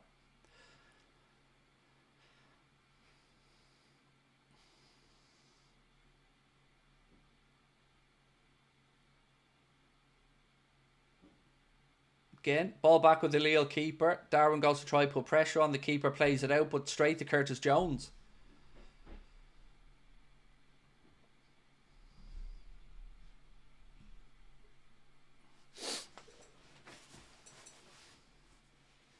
Kwanzaa to Bradley. Not much on there, so Bradley goes back to Alison Becker.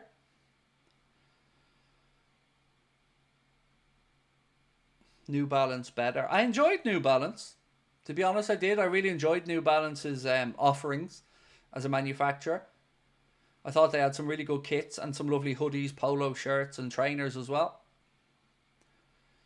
Honestly, I feel like Nike didn't give us the good stuff.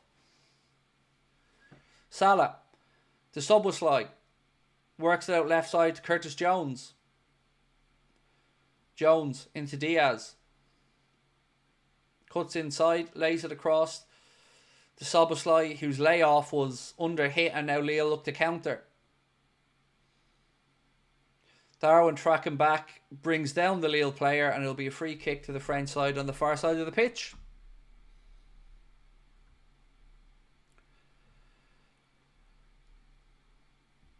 Do I think Trent will go after this season? Not sure. I mean, I'm probably leaning more to him going than staying, but I don't know what happens with him.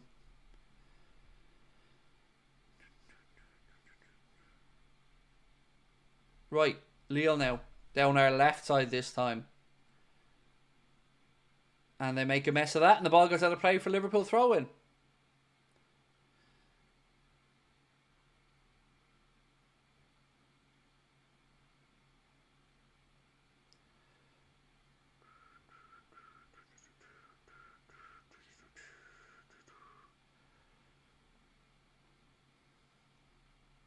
Allison to Kwanzaa. Kwanzaa out to Bradley. Up to Szoboszlai. Again, he's dispossessed. The lads are just a little bit off it so far tonight. Well done. Oh, no. What's that? That's a soft one. Linesman gives a free kick there to Lille, which seems soft to me, but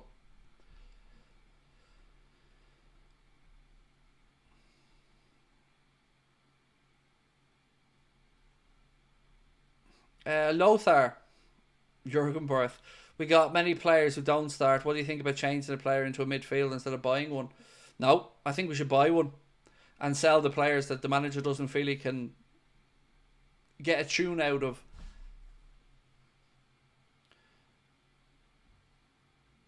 Diaz, lucky. He does so well. He tracks back, wins the ball, and then his ball out to Salah on the right was just off. Well done, Conor Bradley. He steps in to win it back. Now it's with Luis Diaz again. Up to Mo. Back out to Bradley. Right hand side. Bradley cuts inside. Gets his ankle clipped. And that'll be a Liverpool free kick in a wide right position.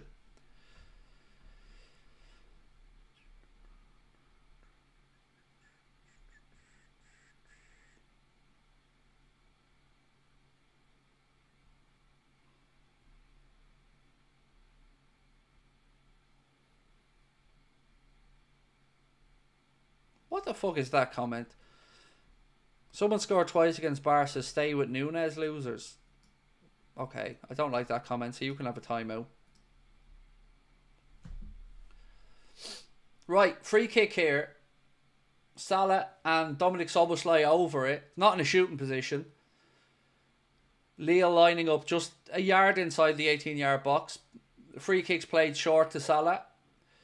And yet again, he overhits another ball. It seems like Salah's inconsistency over the last 2 or 3 games is still there with him.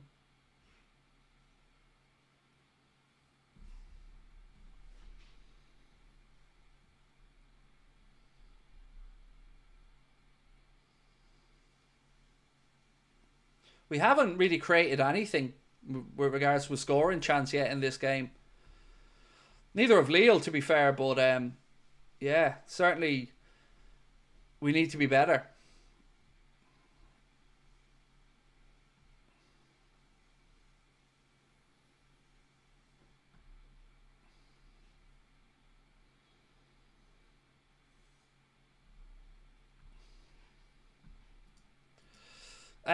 Ben said players need to start passing to Núñez. Yeah, he's got himself into some decent positions. Which haven't really created anything yet. Salah's had a couple of opportunities to play passes in, and he's overhit 3 or 4 of them already.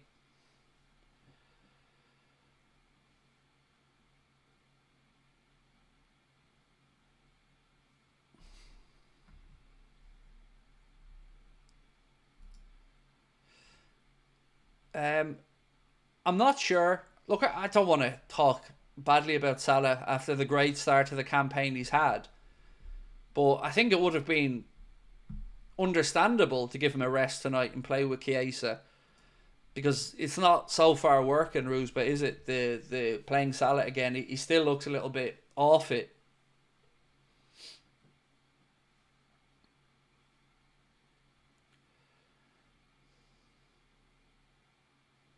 Costas inside to Diaz, who luckily keeps possession after a heavy first touch.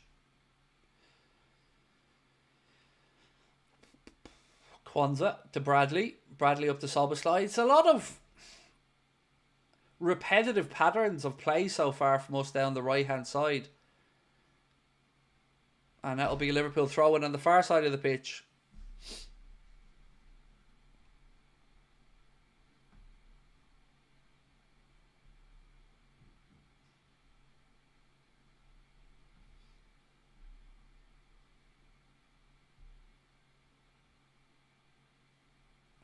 That's silliness. We have a throw in near the 18-yard box and we're back inside our own half from going backwards with the throw in. It's just, that's a bit too negative for me. Can't be taking throw ins deep inside the opponent's half and ended up back near your own 18-yard box.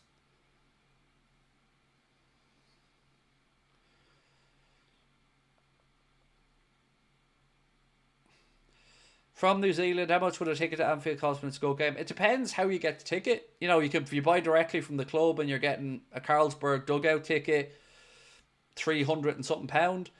If you're getting a face value ticket on the Cop or something, 66, 67 quid. Depends. Yeah, depends how lucky you get.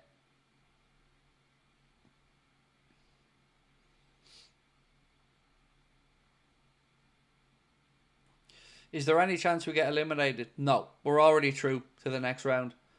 It's just a matter of where we finish now in the top 8.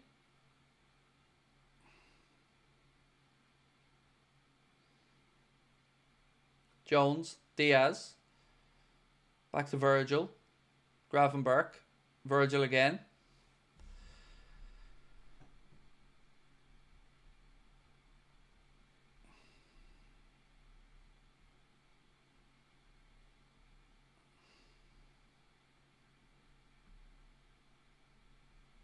Oh, ball into the left channel to Diaz. Oh, unlucky. Ball played across from Lucho. Salah comes flying in on the edge of the 6-yard box. Throws it right footed it. Can't really make good contact with it. But it was a good early ball in from Luis Diaz on the half volley. Side foots it left footed into the penalty area. Salah gets there. It actually hits the top of his knee.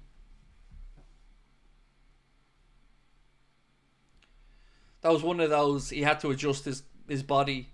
I think he went too quickly there. But at least that was a little bit better, a little bit more direct.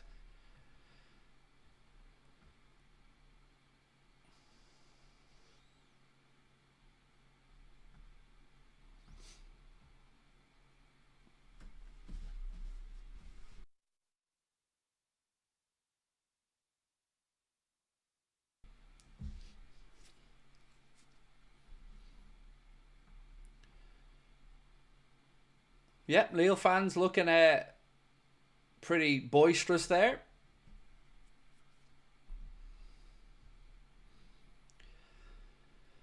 3-1 to Benfica. Wow. That means if we win this game, we'd finish top. If that result stood there.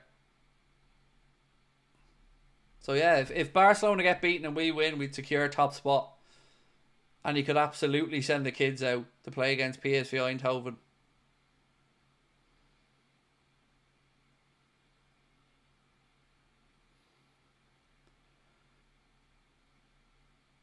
Oh, if we draw, yeah, sorry, you're right.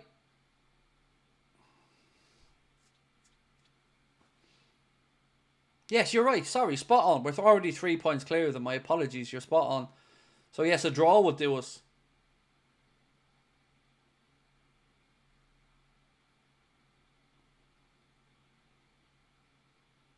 We've given the ball away here on the edge of our own penalty area. Lille have it now. They're wide left, our right. Cross comes in, Kwanzaa clears it. Szoboszlai stops it from going out for a corner and wins Liverpool a throw-in.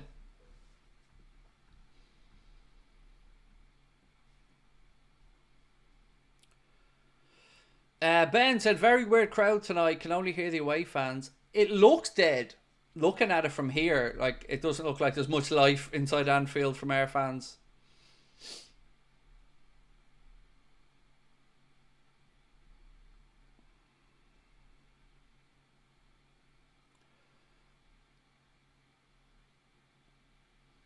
Salah again, cuts inside, squares it off to Szoboszlai, who was caught in possession again.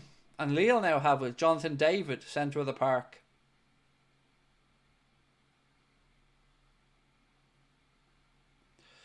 Again, Lille have outworked and outbattled us there to keep possession. Jonathan David, Costas comes and gets a tackle in on him and wins the ball. Now, here we go. Salah, come on. 1-0, Mohamed Salah. There you go. Whoop, whoop.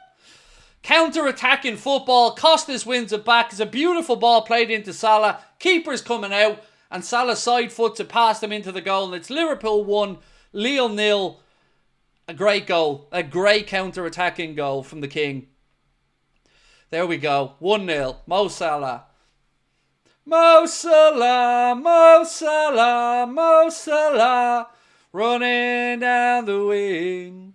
Salah, la, la, la, la, the Egyptian king. Costas with a lovely sliding challenge to win possession back there inside our half. Then it comes to, I think it's Jones. Ooh, could be a tight one here for the onside. I think he's onside, judging by the line of it. But it's a great finish. Keeper comes out and it's a beautiful, composed finish from Salah. So keeper's out. Salah side foots it past them. Into the goal. Great finish. Keeper committed. Made Salah make the decision. And he did.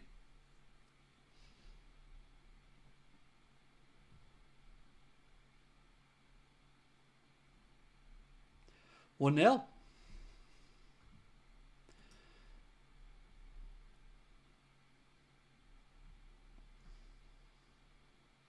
Yeah, young man there is very happy. You love to see it. Right, we're back underway. Goal definitely stands. Liverpool 1, Lille 0. They've given it away in midfield again. Now Gravenberg carries it forward. He's got Salah to the right. Salah plays it in, looking for Darwin. Takes a little ricochet and goes through to the Lille goalkeeper. Typical Liverpool goal. Yep, exactly.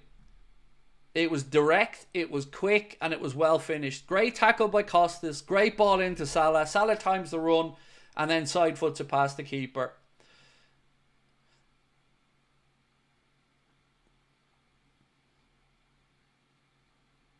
Jones got one in the family jewels there. He's down. Man down. He's back up though. Probably with a couple of octaves higher in the old voice. Oh, yeah, I think he did the splits there. He might have... Oh. Is it wrong that I'm looking at that thinking, has he ripped his perineum there?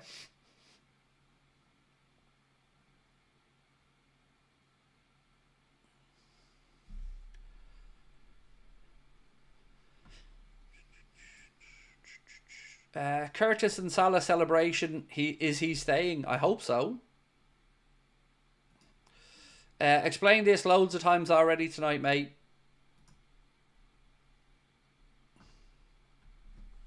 Thank you for the super chat, but explained it so many times. Granted, I'm sure you weren't here when I did it, but obviously I'm not there.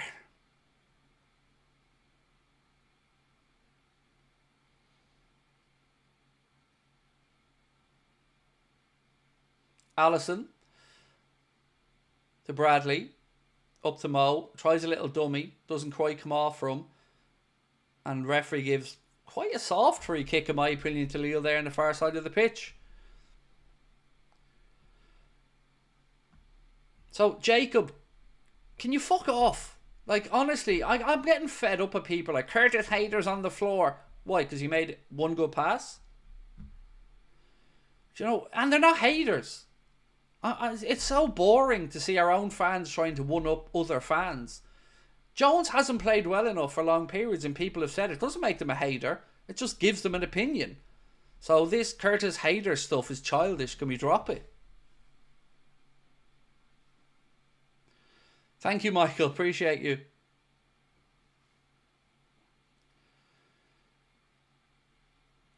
Go on, Ali. Oh. Allison came out for that one, drops it, and luckily we hook it away. Liverpool are lucky to get away with that. Lille now get to the byline, cross in's blocked, and it'll be a corner. There's a Lille player on the ground inside the penalty area.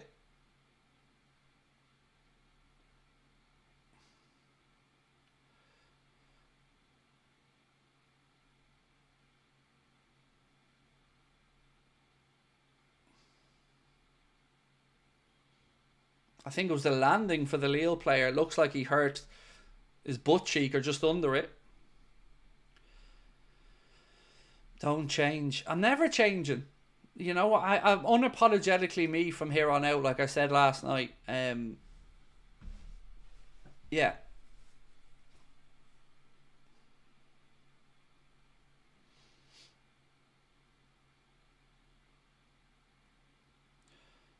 Oh, good ball. Good ball from Diaz to Darwin.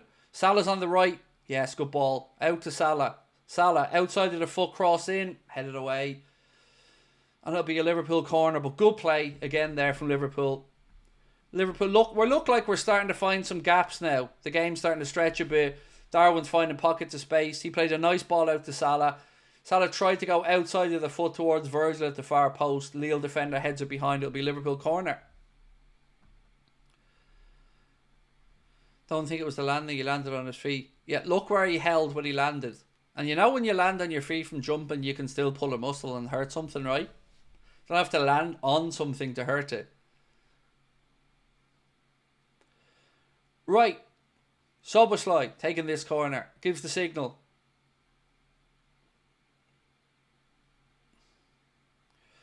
Referee comes in. A little bit of argy-bargy in the penalty area.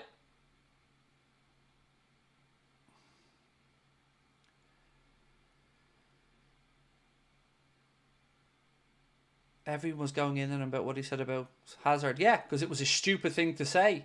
Would you say that about one of your teammates if he was still in the fucking changing room? You know, it takes a special kind of Omadon to answer a question negatively when it involves one of his teammates who's still playing for the club. So he deserves any criticisms he gets for that. Because why wouldn't you say Salah was better? It's just a stupid answer.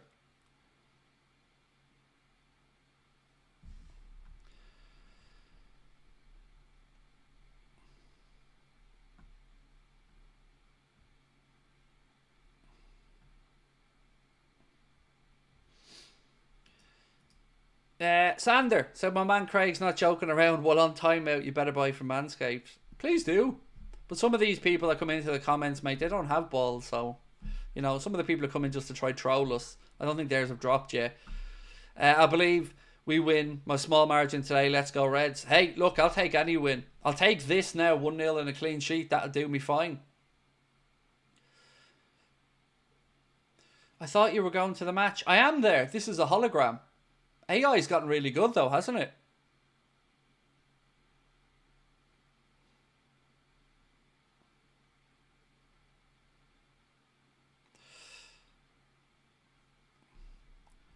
Yeah, Goldbridge is anything but hilarious. He's a gobshite. So yeah, please don't mention his stupid name in my chat again. We'll just remove the comment. He's far from hilarious. He's a toxic little arsehole.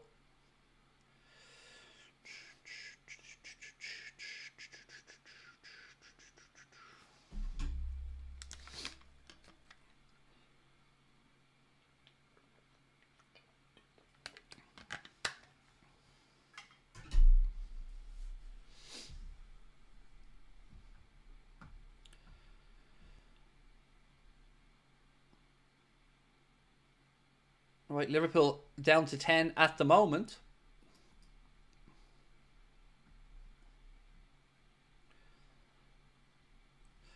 What's this one? 50 goals in Europe now for Mohamed Salah. So that was a milestone goal. Thank you, Mark, for sending that on to me. 50 goals in Europe now for the great man.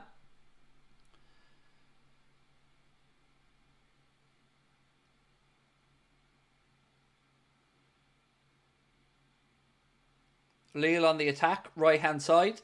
Left, I should say, excuse me.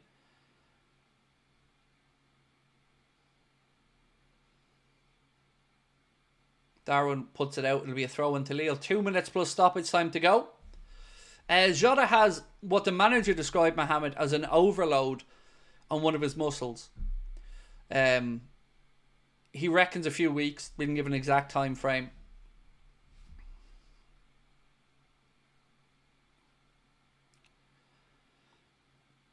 So for those asking, Curtis is back on the pitch and looks like he's moving fine.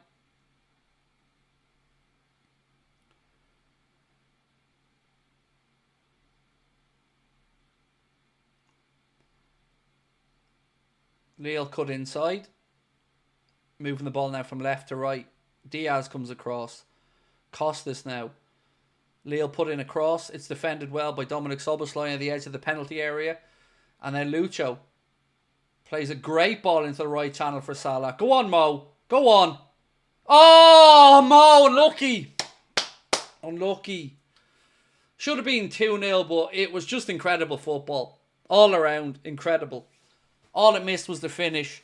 Diaz plays an incredible ball into Mohamed Salah. He uses all of his strength to hold off the defender. Cuts inside then. Did it take a nick off the keeper? No, it didn't. It just went wide. Unlucky. So close to being number 2. And it was a brilliant move. The spot from Diaz was top notch.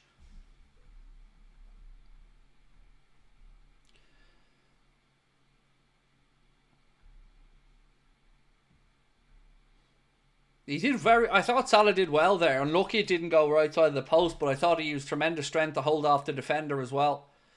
It was just a good little counter-attacking move, that.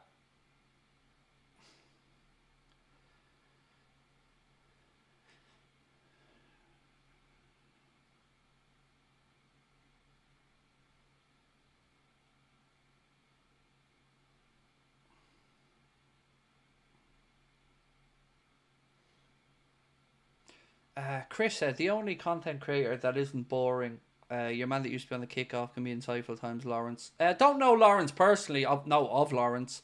Met him once briefly. Seemed like a nice guy. And I hope you meant me. I'm the only one that's not boring, because you're right, if that's the case. But as I said, I've only met Lawrence briefly once. Seemed like a nice enough guy.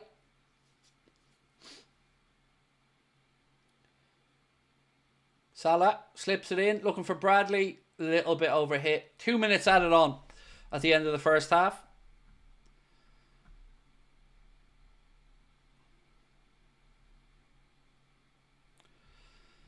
Can we talk about Kwanzaa today? He's been solid. Yes, he has. Defensively, we've looked okay. Bradley has been under instruction, I'm sure, but caught out at times, and Kwanzaa has stepped across. Yeah, I agree.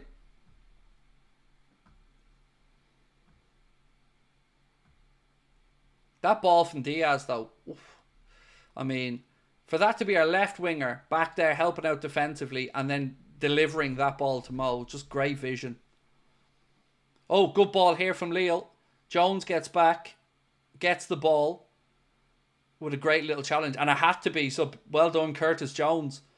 Because if he didn't get that challenge spot on, that was a penalty, and Lille were getting a chance back into the game, and he timed it absolutely perfectly.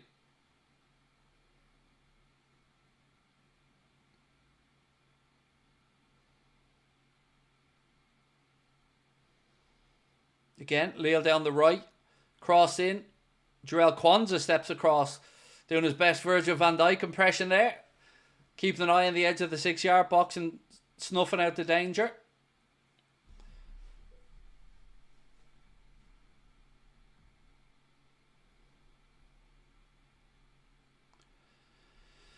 Gareth, appreciate you, bro. I like the truth and consistency of you and your opinions. Look, I'm not always right, mate. Definitely not. But, I do say how I feel. But I certainly don't think I'm right all the time. But I enjoy it, man. I love doing this. I love chatting with you guys. Half time, ladies and gentlemen. And at the end of the first half, Liverpool lead by 1-0. Mohamed Salah, your goal scorer. Probably should have had 2. But, we'll take the 1 at the moment. He's smiling, walking off the pitch. That was a pretty solid first 45. Certainly took a while for us to start creating, but as you guys in the chat have pointed out, defensively, I think we've looked good, and I'll take that. Lille look like a good side, though. They certainly know their game plan. They can spring counters quickly. It's been enjoyable from a perspective of not having too much pressure on the game. I've enjoyed it. Right, ladies and gentlemen, so let's get stuck into the halftime chat. But just again, before we do, a quick reminder. We are being brought to you today with thanks for our incredible sponsors, Manscaped. Why not check out the Chairman Pro Package Face Shaving Kit or anything else at manscaped.com. By using our discount code Anfield20, you can get yourself 20% off and free shipping. And again, I'm not sure if I think I've told you guys this, but we've recently just extended our partnership with Manscaped right through to the end of this season. So delighted with that one. And again, Manscaped made sure they pointed out to us how brilliant the Liverpool community has been at interacting in supporting Manscaped and us. So thank you all for that as well. And genuinely, if you've got yourself some Manscaped goodies, you'll see what I mean about how good quality they are. I haven't used the dome shaver yet they sent me for my head, but I will give it a review soon.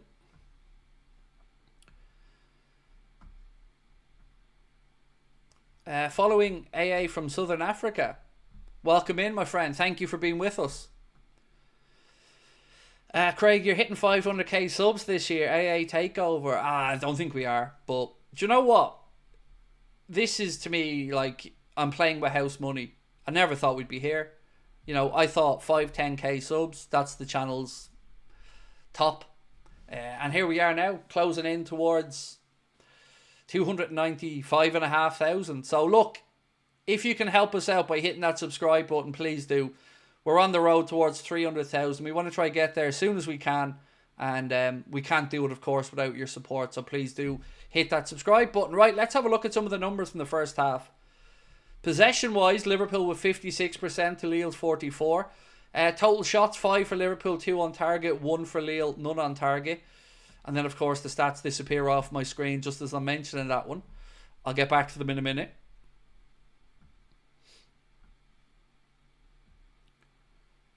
Salah's second would have been insane. It would. The whole move from back to front, the tackle, The ball played in from Diaz, or the interception, excuse me, from Szoboszlai, I think it was, on the edge of the box. The ball played from Diaz. It would have been amazing.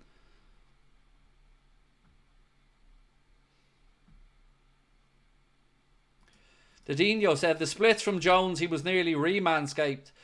Yeah, he didn't have. If he had used the Manscaped products, he wouldn't have had the cushion there for the landing, though. So you never know. Right, here we go. Dangerous attacks, 19 to Liverpool, 17 to Lille. Corners, 1-1. Total passes, 299 for Liverpool, 90% accuracy. 230 for Lille, 88% accuracy. Don't doubt yourself, Craig. You probably never thought you'd hit 10k subs. No, I didn't. You're right. Still don't understand it all, mate. Feels like I'm blagging this and living somebody else's life, but you know what? I'm so grateful for the opportunity to spend time with you guys, getting to learn a bit more about you, where in the world you're from, how you came to love the club. Yeah, appreciate it all. So, here's a one for you. A bit of halftime chat, a little bit differently. Do let me know what your favourite food is watching footy. What's your favourite football snack when you're watching? It's got to be pizza, right? It's got to be pizza. How much would you pay Craig to put on a Liverpool shirt and run out at Anfield? In this day and age, mate, with, you know, me being the way I am, I don't know if I'd be able to do much of the running part. It would have been incredible to have a little run out at Anfield at some point, but you know what? It would have been amazing, yeah, definitely. But you know, my days of playing are well and truly gone.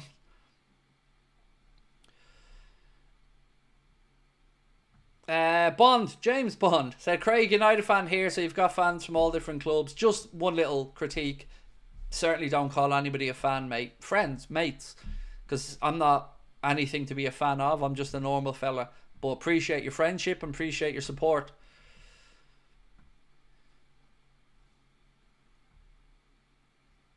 A good doner kebab. Good shout from Roadrunner. Subs, please. You want me to read them out, Adam, or you want them made? I can read them out to you. I can't quite do the making of the subs, but Waturo Endo, Ibrahima Kanade, Alexis McAllister, Federico Chiesa, Cody Gakpo, Harvey Elliott, Andy Robertson, Vitislav Yaros, Queefin Kelleher, Trent Alexander-Arnold, Jaden Dans, and Tyler Morton. Who's saying broccoli? Come on now, dude.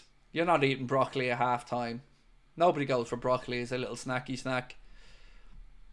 I've just had a cheese platter with pork pie and red onion relish. Oh, Mark's not messing about. Mate, my missus would be all over that. That's right up her street. Chicken wings. Good shout, Mike. Cheesy nachos for Russ. Again, not messing around, Russ. Top stuff. Ice cream. Do you know what's weird? I'm not really a massive ice cream fan. But I do eat it. But it's not really something I ever really think of buying or anything. It's only if I'm at a restaurant and it comes in it, I'll eat something. Pizza and chips is unbeatable. Oh, I love that combo. I didn't know whether anybody else did that, but I used to split pizzas with my dad and have chips with them as well. Yeah, pizza and chips is amazing. Here's a question for you, right? If you're a boring eater like me and a fussy eater, you know when you get a cheese pizza at home now, do you ever dip it in ketchup? I know people have garlic dips, honey mustard dips, but I'm a ketchup man. I don't mind a little bit of ketchup. Pizza and a soft drink. You know what I mean, Zach? You can't improve the old classics, can you? Pizza and a soft drink is where it's at. Spencer nailed it. Poutine is amazing. Throw some vinegar on them. Never heard the vinegar shout now, but had poutine once in Canada. My wife, again, huge fan of it. Cheese curds, chips, gravy. I'm not a massive gravy person. I know I look like I am. I look like I've conquered all the chippies, but come on, Craig. Broccoli isn't that bad. It is, Gareth. It is, mate. I have it confirmed that it is the official food of the devil. It's horrendous, mate. Let's be honest. It's so arrogant, broccoli. Oh, look at me. I've got loads of things. Oh, loads of stalks. Loads. Them little flaky things. You know what broccoli reminds me of? A lung that's gone wrong. It's just, and then you see it on the plate all drippy, droppy and soppy, just sitting there looking at you going, you're going to have to eat me. And I taste exactly like you think I do. Green. Whatever the fuck that is. Nah, no broccoli. Cheese, chips and curry sauce. Yep, that's a strong call, Mark. Cameron, thank you for your super chat, my friend. Said, who would be your ideal signing for the summer, seeing nothing's going to happen this month? I wouldn't give up on something happening just yet, but who knows? Who would be my ideal signings for the summer? It's tough to know until we know exactly who the manager wants to move on. Still need that midfielder in my eyes. I'd like to know what's going on with the goalkeeper situation. Left back, I think, is definitely going to be looked at in the summer. And then I'd hope a centre back. But again, just got to say I want I want the contract sorted.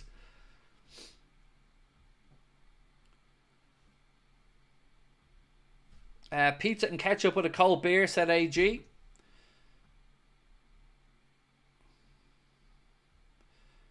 Enchiladas, nice. Broccoli pizza.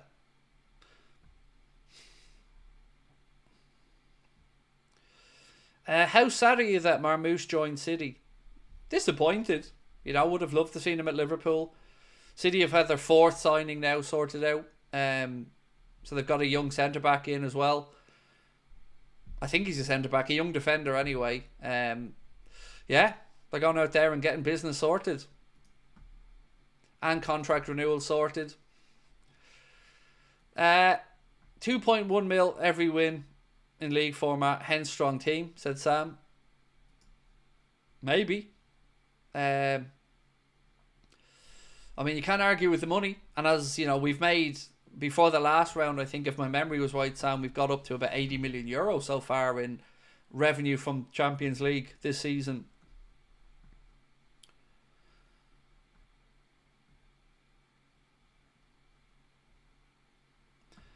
Chris said, I've been watching this man for 3 years. Best watch along by far. Thank you, bro. Appreciate you. But you guys won't make the watch alongs fun. You know, if you didn't interact and have a bit of crack with me, it'd be fairly boring. Eating cereal from Australia. Nice.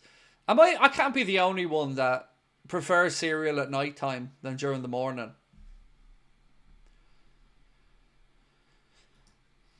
Matthew said, John, where's the effing money? Salah worth every single dollar. I'm just on edge. I want those contracts sorted.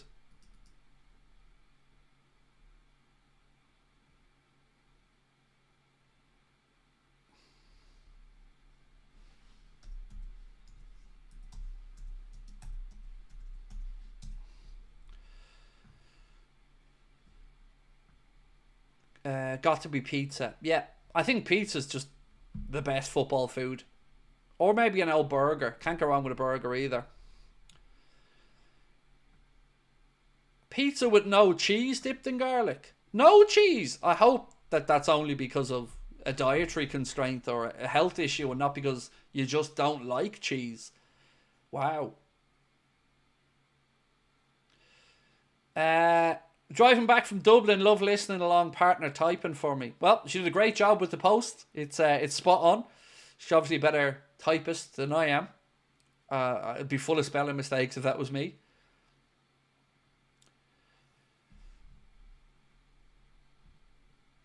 I love that Grav thought he was the best player this season, but he looks wrecked. John needs to get the finger out right now. Love the channel, said Stephen O'Reilly. Thank you, Stephen.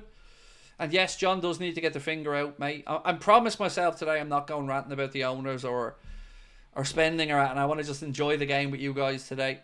Money coming into the club, nothing going out, said David Massett. I love at night cereal, tastes so good. Yeah, cereal's great at night time. I love late cereal. Chocolate pillows as a midnight snack. Oh, they're gorgeous. Yeah, good shout. I don't really think there are many bad cereals, to be fair. Most of the cereals that are out there are pretty good.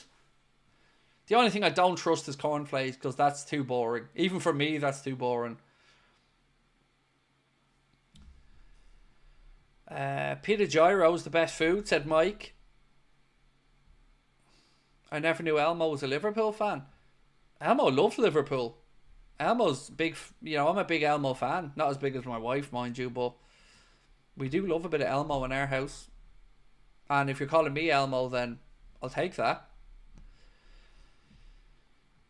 Sunday leftovers. That was my lunch sandwich every Monday in school, Tony. Whatever Mum made for Sunday roast or Sunday dinner was the sandwiches for the Monday lunch. Favourite lunch of the week.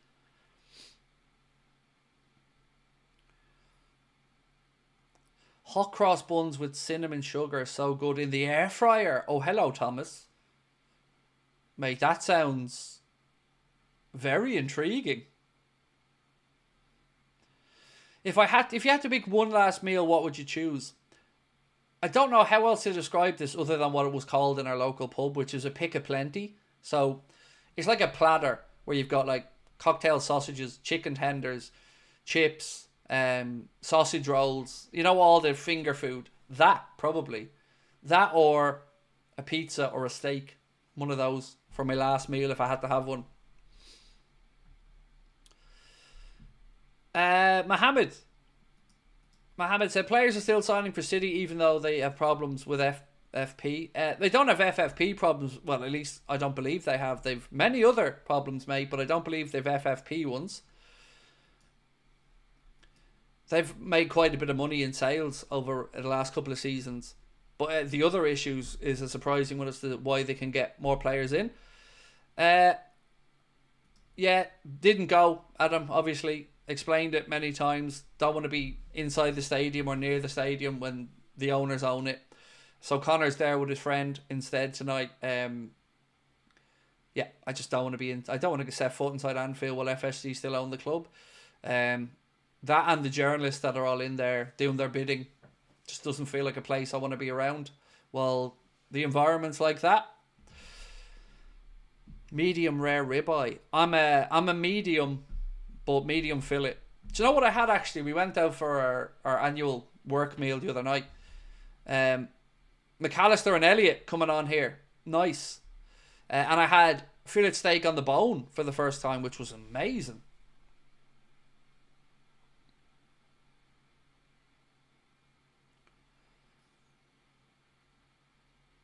Right, so Elliot on, Macca on. Looking forward to seeing Elliot now second half. Right, we're about to get underway. Excuse me, but I missed who actually came off there, so any help, much appreciated. Right, second half about to get underway. Liverpool attacking the Kop end.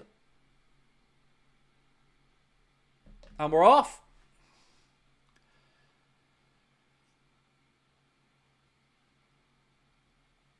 Surf and turf. I don't like much seafood, to be honest. Diaz, straight into the action. Plays it into the left channel. To Darwin. Bright start here to the second half from Liverpool. Gravenberch and Jones went off. Thank you. Appreciate you looking out there.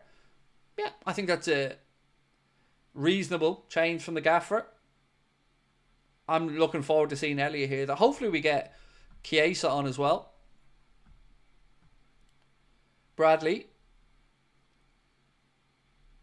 Elliot. Just a reminder, when the game finishes today, we're going to stay on the one stream for a bit of a match reaction where I'm just going to focus on you guys having your say and we'll vote for the man of the match. And then I'll do a recorded match reaction with my own thoughts on the game and a news video today. So a little bit different for the match day content today with Connor being away.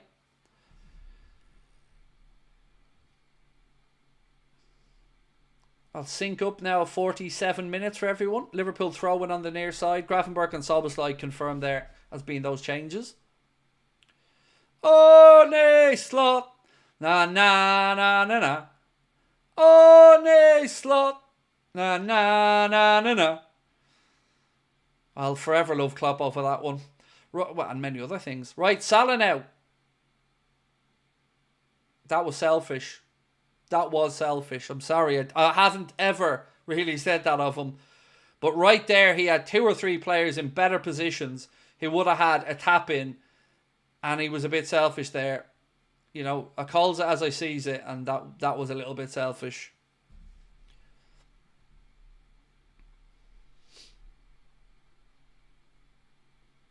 I missed the Mo goal. Can you describe it briefly? Certainly. Brilliant sliding tackle by Costas, and the ball broke to Curtis Jones in and around the centre circle. Jones played, or actually a bit deeper than that. Jones played a beautiful ball through to Mohamed Salah, and then keeper's coming out right at the edge of the box, and Salah comes onto it and side foots it around and past the keeper into the goal. It was a very good finish.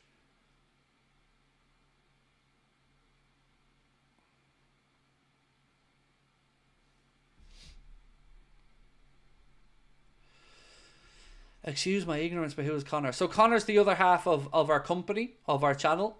He doesn't do much in front of camera stuff. Connor takes care of all the technical aspects. But he's my business partner and the other half of our channel.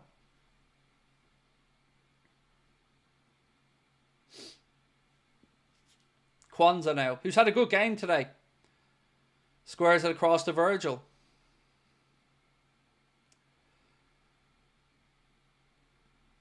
Costas, back to Ali.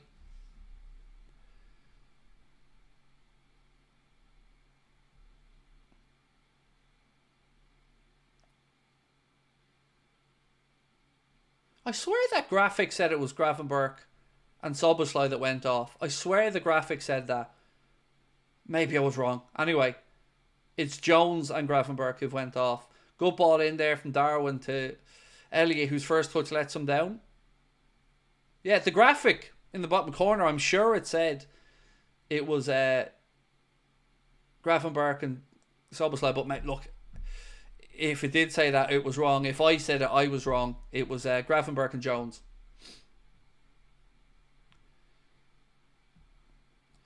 Matthew said, John is cheap, FSG cheap, get out and I'd take Elon. Well, thank you, Matthew, for your super chat, mate. Appreciate your support. All the way over in Australia as well, mate. Welcome in. Right, we're under 500 subs away now from 296k, so thank you all so much if you have subbed. If you haven't, you know what to do. Lille now in possession. Not for long, though. Liverpool have won it back. Alexis McAllister. Back to Jarell Kwanzaa. Has Connor ever shown his face to camera? Yes, loads of times. You know, he did one of the videos with David Lynch one day when I wasn't available. And he's been on a few final watch-alongs that we've done as well. He looks like Caoimhín Kelleher, genuinely.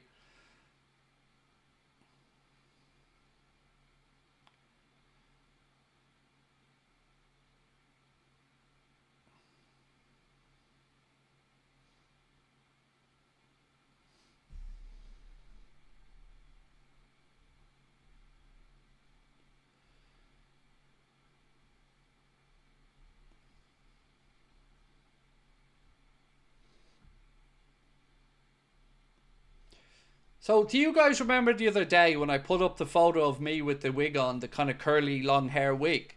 Connor was in that picture.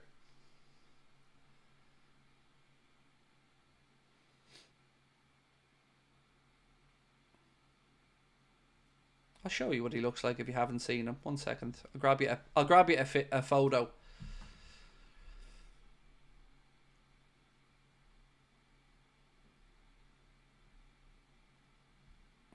I'm trying to get one that I'm not going to do him dirty in. 1 second.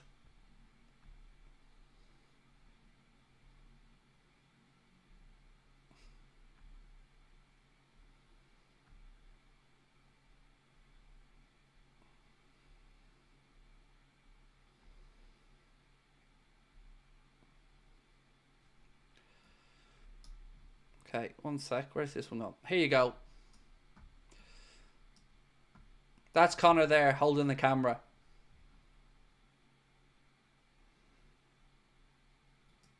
So there you go. Caoimhín Kelleher lookalike.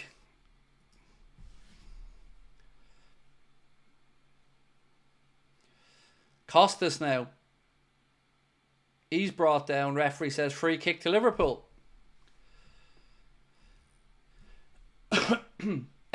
Musa Ali, thank you, mate. Appreciate you. Defo looks like Kelleher. Oh, he really does. That was at our live. This here was at our live show in Liverpool. That was just right at the end of the night. We took a photo with everyone.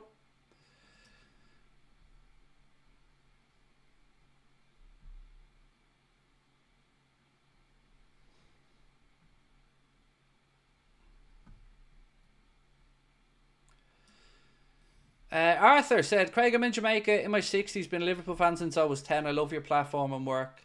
How can I be a member? I think just hit the join button down the bottom right hand corner, my friend. It's not. I don't know if it's available in every country. Ooh, unlucky. Ball played in there. Kwanzaa nearly got himself a goal. Ball crossed in from the left. Kwanzaa comes in late, doing his best Virgil impression. Little push on the defender. It was a difficult one. He heads it, and it's maybe that much, just over the bar. But again, good work from Kwanzaa, getting himself into a good position.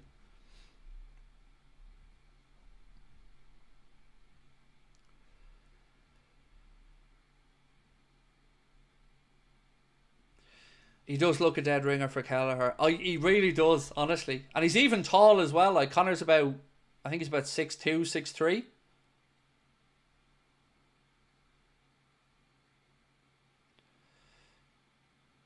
Kwanzaa to Bradley. Salah back to Bradley. Good football, lads. Oh, unlucky. Good football. Be lovely. I hope to see. Can you show off your arm tattoos?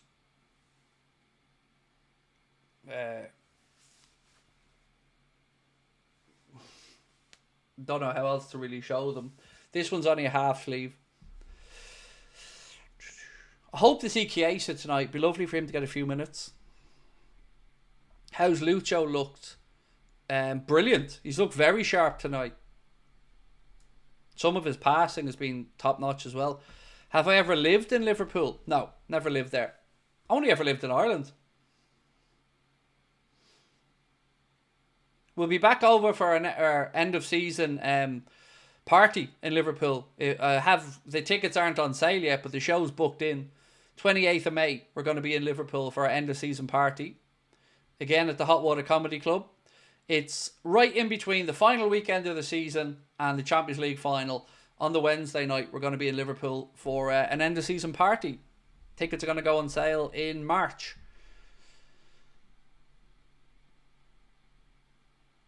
Lille now trying to play their way through. Liverpool have plenty of bodies back. Stand up. That's it. Force Lille a bit wide here. Good work, Darwin. Look at that. Darwin back, our centre forward, winning the ball on the edge of his own 18-yard box. Great work, Ray, from Darwin.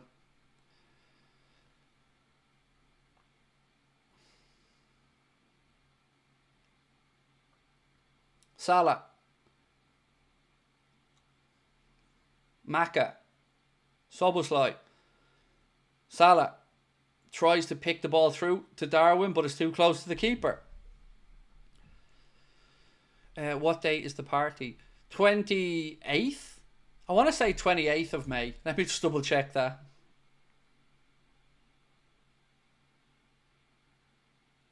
Yeah, 28th of May. It's a Wednesday night.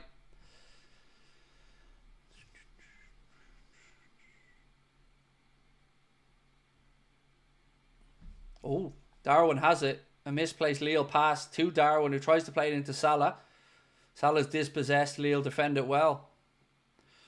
Is Cody on the bench? Absolutely is. I'll run through who's available still on the bench for you now, mate. Give me 2 seconds. So, unused subs for Liverpool. Endo, Canade, Chiesa, Gakpo, Robbo, Yaros, Kelleher, Trent, Dans and Morton.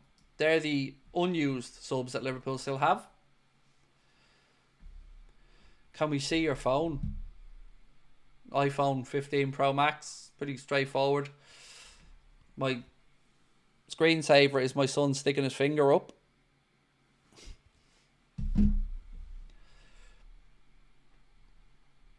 Salah, again edge of the box. Ball in to Elliott. To Bradley. Oh, Bradley, a little bit too much adrenaline probably. Lovely little ball on the edge of the box. Salah to Harvey Elliott. Elliott then plays it towards the byline to Bradley, who makes a late run, and he tries to cross it, but too much adrenaline and puts it over the bar.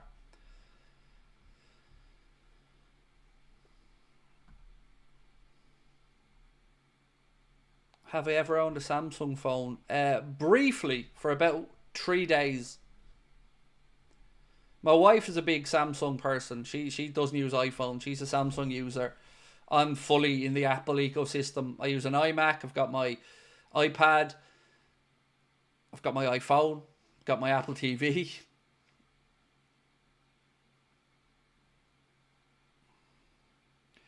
Do I prefer Gakpo or Diaz on the left? I like them both, but push comes to shove, probably Diaz. Darwin! Oh, unlucky. Unlucky.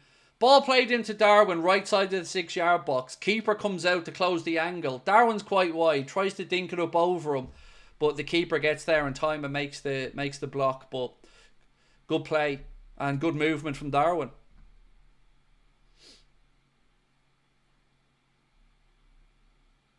It's trailing leg, actually. Sorry, it's the trailing leg of the goalkeeper that makes the save.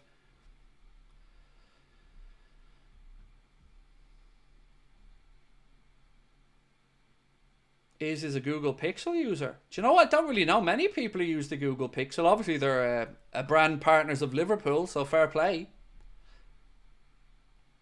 I'm just what I would call an iPhone idiot. You know, I'm so deeply entrenched in the iOS ecosystem that I'm not changing. Oh, come on, that's a yellow. There was a ball. Oh, yellow, yeah, sorry. He put out the red there. Oh, he's gone. It's a second yellow. He's off. So Lille now down to 10 men as well. Second yellow, and it was a yellow all day, every day. Mandy, I'm not sure how you pronounce it. He's off. Second yellow. Ball was played into Diaz, who was in a foot race with the defender, who clips his ankle. He goes down. Referee has no choice but to pull out the yellow, which is the second, and he's off. And look, he knew what he was doing. He stepped across Diaz. It was Elliott played the beautiful little ball in behind, and he knew exactly what he was doing there. Stepped across the front of Diaz to bring him down. Definitely feels now like this game's made for Chiesa to come off the bench and try and get a little bit of confidence. Good vision that from Harvey Elliott as well. Right, free kick here to Liverpool. Costas over it. Cross in. Ooh. Maka with a header, but it's over the bar. Good pick out from Costas. Maka gets himself into a good position. The front of the 6-yard box. And it's maybe a tad behind him, and he's trying to use his neck to... Yeah, it's a little bit behind him. He's trying to generate the power with his neck. But it's over the keeper's bar.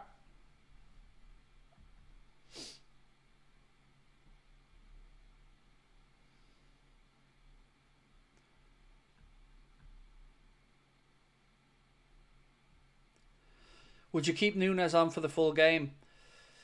I would, yeah. Because we've no Jota. So if you wanted... I think Darren could do with the minutes. So yeah, I'd take Salah off just to give Chiesa some time. Not because to knock Salah around, and just give Chiesa a run out. And then if you wanted to go on the other side and make a change, then Gakpo's there. So for the 1 millionth time today, yes, I was supposed to be at the game.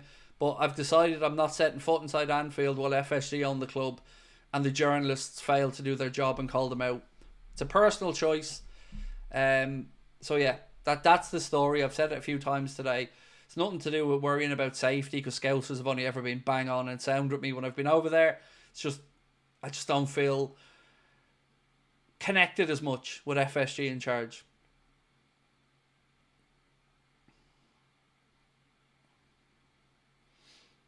Did Jones go off injured? No, he was substituted at half-time with Ryan Gravenberch, and he did, I wouldn't say he had an injury, he did the splits in the first half, and maybe his gooch has a little bit of pain, but he played on and looked fine, so I don't think it was injury-related, no.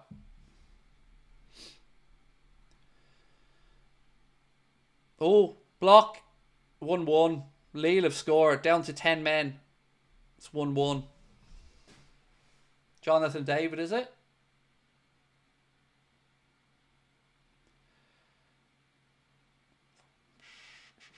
Down to 10 and they've equalised.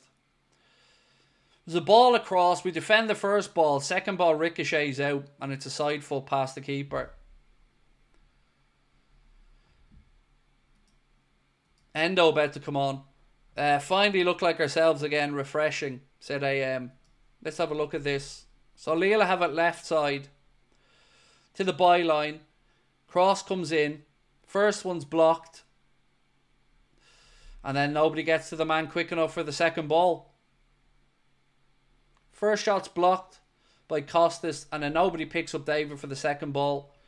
It ricochets to him, and he won't have many easier finishes. Side foots it into the goal. Alisson was already on the ground. And somehow, Lille, down to 10 men, are back to 1-1. And Liverpool have to go find a way to win it now.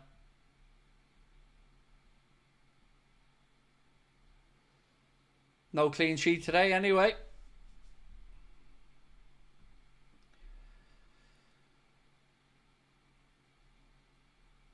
So Szoboszlai going off, Endo coming on. He'll drop into the deeper lying position. Obviously, Maka will push up a little bit. You know, if you're being harsh on the goal, you can say Bradley probably shouldn't have let that initial cross come in. The guy got behind him to the byline. Bradley didn't get across in time to make the block. And then after that, the first one's dropped and it's who wants the second ball.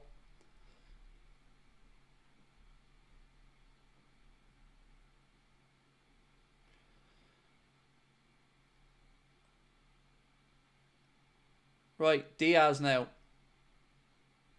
26 and a bit minutes to go. 1-1. Lille down to 10 men as well.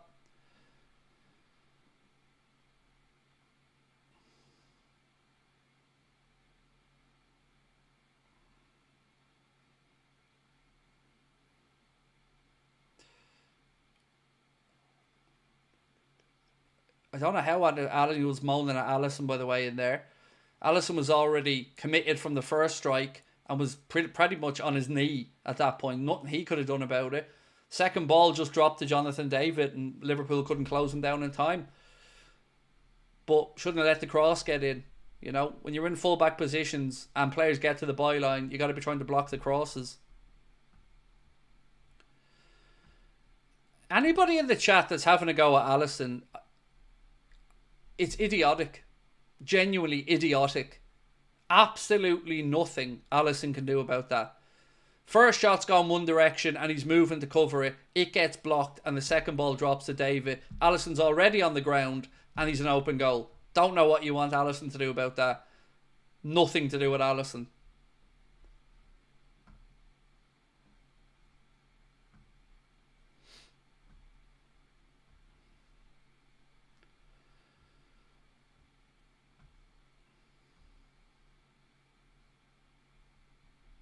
We're just being constructive of Alisson. But you're not. You're talking shit.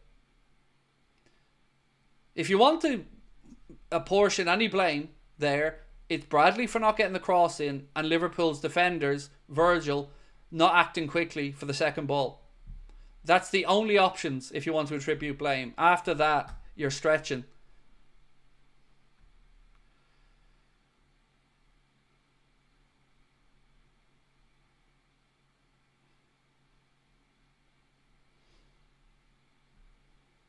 Salah to Virgil.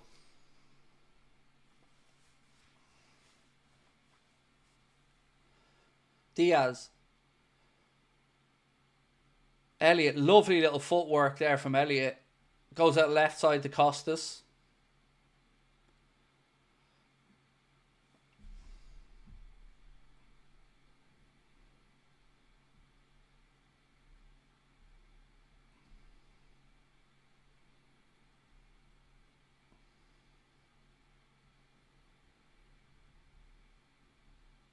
Sorry, I'm scrolling back through the chat to try and find something.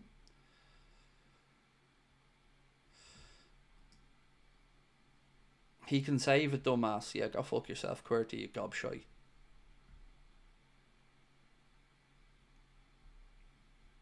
Imagine calling somebody a dumbass and you're out there and you don't have a clue about the game of football, mate. That takes a special kind of idiot.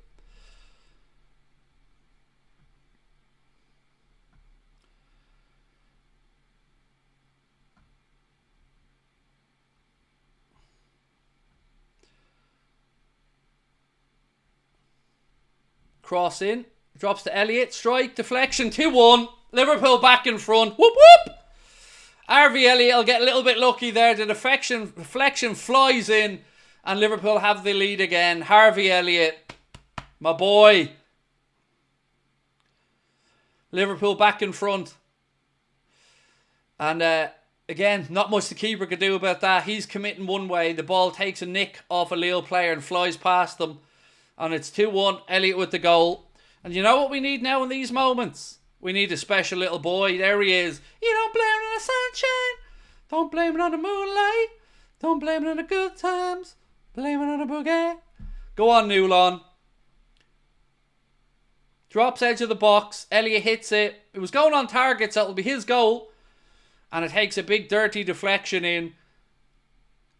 And it's 2-1 the Reds. Builder Bob, somebody said you wanted a shout out, mate. How are you? Thank you for watching. Much love to you, my friend. Welcome in.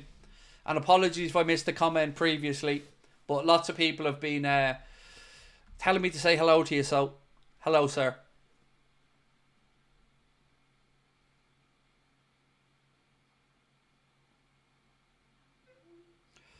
Can't watch the game, but how was the goal? It's a bit lucky, to be honest with you, mate. It was fortunate. The initial strike wasn't going to really trouble the keeper too much, but you know what they say? You don't buy a ticket, you don't win the raffle. Oh, it's Builder Bob's son. My apologies. Builder Bob's son. How are you, young man? Thank you so much for watching. Really appreciate your support. Hope you're enjoying the game. Hope you're enjoying the channel. Apologies that it's taken me this long to spot the comment. But Christian made sure I caught my eye with a little super chat. So thank you. And Builder Bob, hello to your son and you, mate. Thank you so much for watching. Apologies, I missed the initial comment.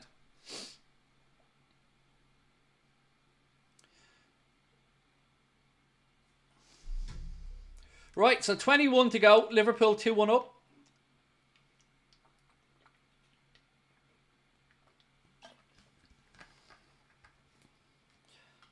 Now let's get Federico on there. Oh, Carter is the young man's name. He's in Alderhay at the moment with leukemia. Oh, man. Look, if you want to email me, man, I'll make a little video to say hello to Carter. If you want, man, contact at AnfieldAgenda.com.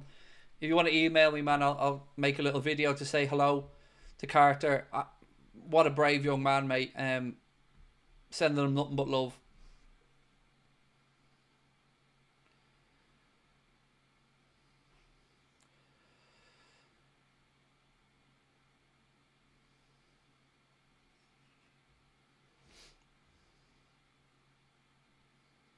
And Carter, all of us are pulling and rooting for you, young man. Much love.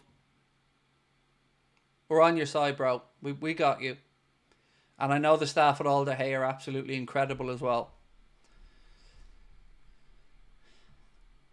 20 minutes to go. The Reds 2-1 up. Benfica 4-2 up. Which would mean, as it sits now, Liverpool top the Champions League group stage. No matter what happens.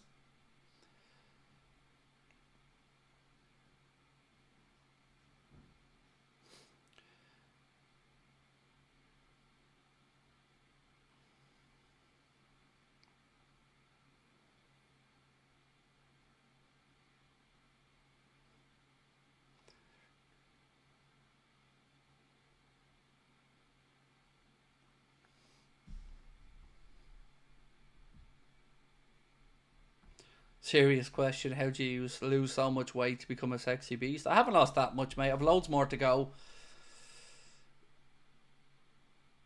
I needed to lose weight badly. Still need to lose more. But I've lost nearly 2 stone. About 2 stone. Just minimising the processed food I eat pretty much. Where possible. But still got lots to go.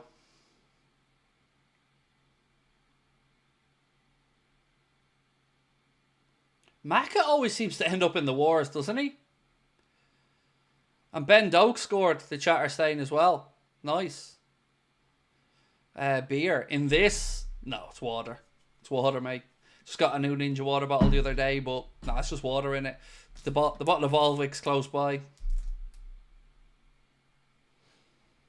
Can we see your fridge?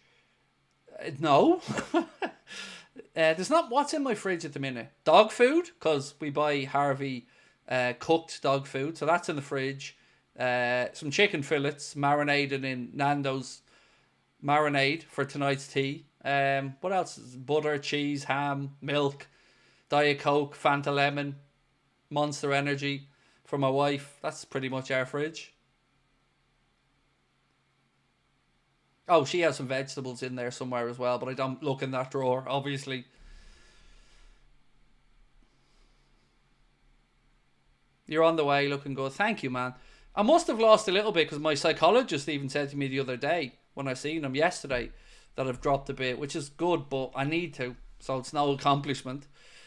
Gary said, Elliot's celebration makes me think he's not for sale. Well, he said the other day that he's staying, he's fighting for his place. Yeah, I might still have it in my notes. Let me just check back. But yeah, Elliot came out the other day and said it himself, which was great to read. I think I still have it in my notes. Bear with me.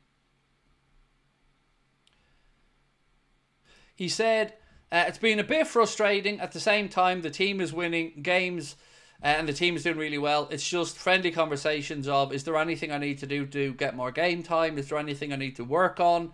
He said, we've had those conversations. It's not just me. It's the other lads in the team as well that maybe haven't played as much as they want. Probably doing the same thing. I need to keep my head down, keep working hard and trying to help the team out. Whenever I'm needed, wait for the opportunity. I was out with an injury this season. I don't expect to come into play straight away. I want to help my team out as much as I can, help the club and do everything I can. And then he went on to speak about wanting to stay and fighting for his place. Here comes Chiesa. It's getting sexy now. Lucho coming off. And Fede's going to get about 16 minutes plus injury time. How are you? I'm good, thank you, Patrick. I'm on night shift for this one. I saw Lille giving a good fight. Should we work on Jonathan David as a free transfer? He's certainly somebody that I think a lot of clubs are keeping an eye on. I don't think he's going to have any shortage of options, Jonathan David. But we'll wait and see what happens. He certainly is somebody I know that Liverpool are aware of, but I don't know if that will come of that or not. So Chiesa's on to replace Diaz. And look at him straight into closing down. Go on. He looks like a man on a mission out there, Chiesa. So Salah's still on in the right position. Chiesa's gone out to the left side. And Darwin to the centre. Good work by Endo. And then he gives the ball away.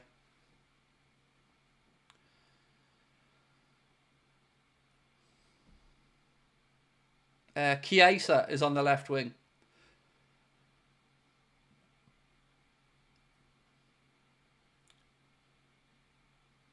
Well done, Jarrell.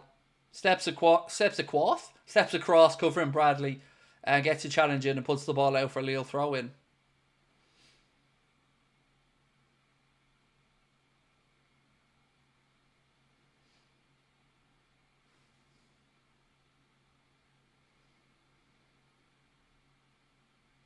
Right, by the way, do keep hitting that subscribe button if you are new into the channel. Welcome into the 4,500 people that are with us at the moment.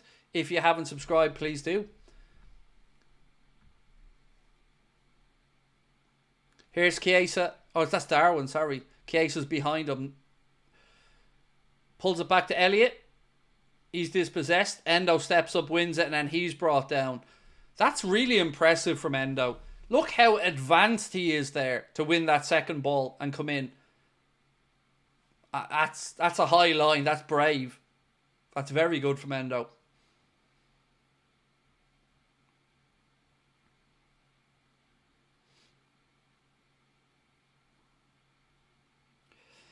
Christian said, I have a bet with my colleague that will end up 3-1 to us. So still time for Chiesa. Yes. It's great to see him on the pitch and getting some time. How is Endo poor? I don't think anyone said he's poor. It was great work from Endo, was what was said. So I don't know where they're getting the Endo poor thing from. Allison clears his lines. It's back with Lille though in the centre of the park. Oh, I say that. They've given the ball away. Darwin plays it out to Salah, wide right. Salah brings it under control. Back to Elliot. Elliot tries to play a rake and crossfield ball looking for Chiesa, but Lille defender gets there ahead of him. Lille now looking to spring a quick counter. Someone in the chat did it. Sorry. I only see a comment, you know, I don't know who they're replying to or at, and so.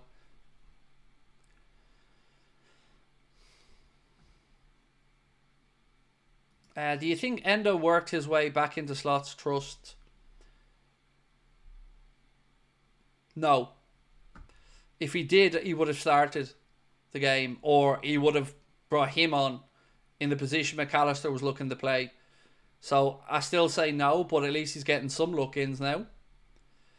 And Adam said, what's your wife's favourite flavour of Monster? So at the minute she's drinking the Rosé Ultra. Is that the one?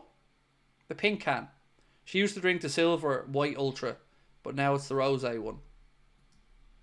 I don't like any energy drinks personally. Not my cup of tea. Right, ball out to Salah again. Goes round the outside. Tries to beat the keeper at the near post. And to be fair, he didn't have much support that he could see there anyway. Darwin was breaking in late, but he wasn't in the frame when Salah was through on goal here. Defender forced him out wide. He tries a right footer. Salah, keeper gets his foot down at the near post, makes the save. Keep, sell, loan, VVD, Salah, Trent. They're all keep. Ah, man.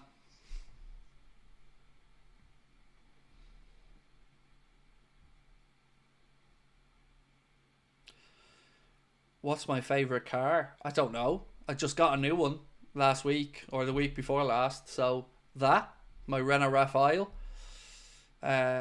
Alpine spec, blue, delicious, fast, nice, expensive. And that scares me. But I've always wanted a Volvo XC90. That's my dream. Just can't afford one. A new one, I mean. Cross in. Oh, unlucky.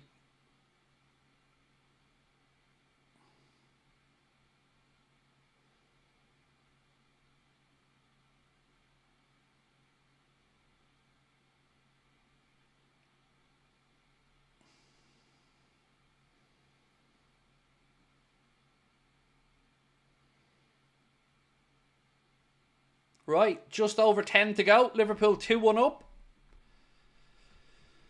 up. Do you agree Trent's possibly on the transfer list? Well, no, because there's no transfer of Trent. He just needs to decide if he's leaving for free or if he stays, but there won't be a sale. Ooh, 4-3 now, Benfica. Barca pulled another one back.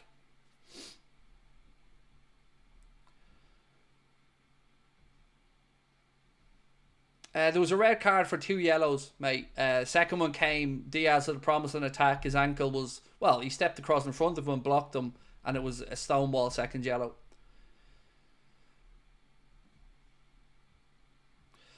LFC Cal said, XC90 is a great car. Have one for the family. It's great. I just can't afford a new one, mate. It's just it's out of my price range. I think they're closing in on 100 grand here. Right, they're at least 90 anyway. And that's out of my budget.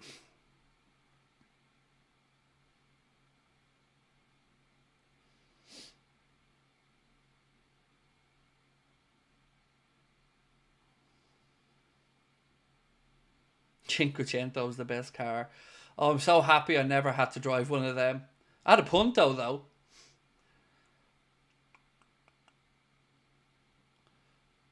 Ali to Kwanzaa, who does well there. Bradley keeps it in play. Crossfield ball from him. Makes it through to Costas on the far side. Costas out to Chiesa. Chiesa now. Head up. Cuts inside. Strike! Oh, forces the keeper into a save.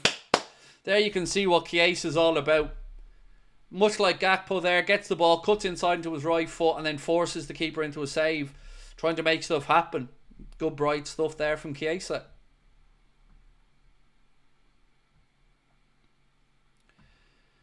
Aaron Garza said, absolutely love Endo in our squad. The depth he offers is great. Gives you what you need in a true pro. I agree. An absolute model professional. Totally agree with you on that one. Here's Chiesa's shot again. Curls it past the defender. And it's fairly straightforward for the keeper to make the save. But he's getting involved. He's so easy to like, isn't he, Chiesa? Do I play video games? I don't. No, I don't, mate.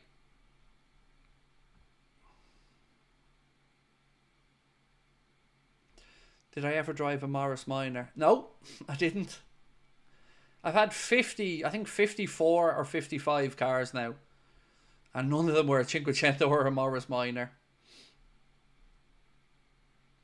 Monster M, you have a good evening as well, my man. Schmungus, how are you, bro?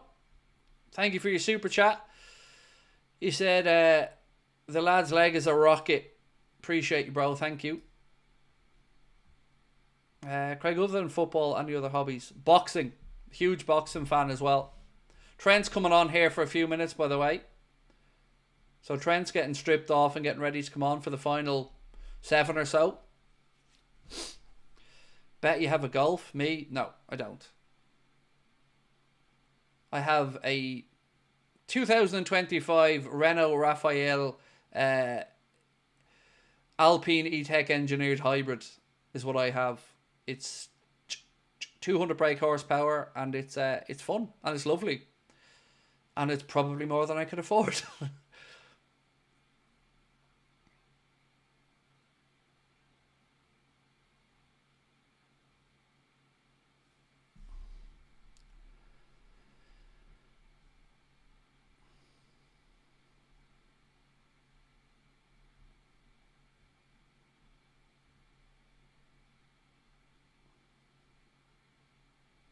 Vauxhall Corsa and an E220. I did have a couple of E220s and a couple of E200s, older ones.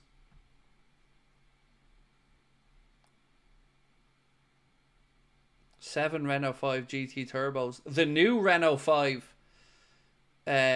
is the offside. The new Renault 5 looks brilliant. I want to have a test drive one of them, the all electric one.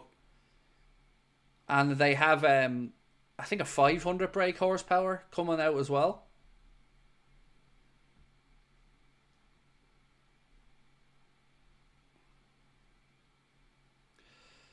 Isn't this our 4th block of subs? No, halftime blocks don't count.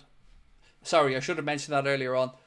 Halftime substitution blocks don't count because there's no break in play. The idea behind the 3 blocks of subs is that there isn't 5 breaks in play. So halftime is a normal break in play, so hence the substitution. Yeah, I should have probably clarified that earlier. Have I ever been to Cardiff, Wales? Yes, we did a show there. We did a show there last August. Have I ever had a Reliant Robin? I have not, no. I haven't. 5 minutes to go. Liverpool 2-1 up. Lille down to 10, but still looking a bit dangerous.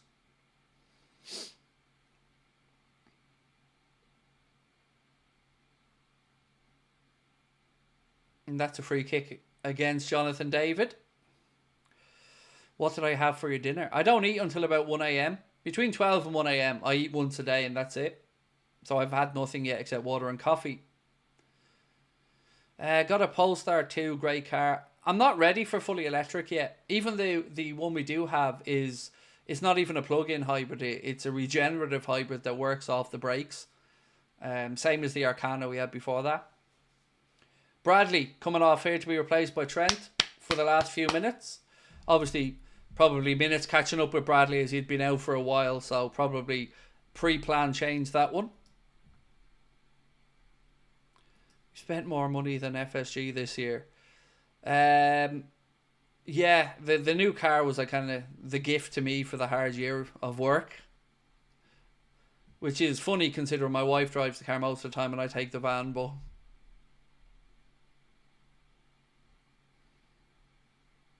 it's Raphael, not Raphael. I say Raphael. I don't say Raphael. I say Raphael.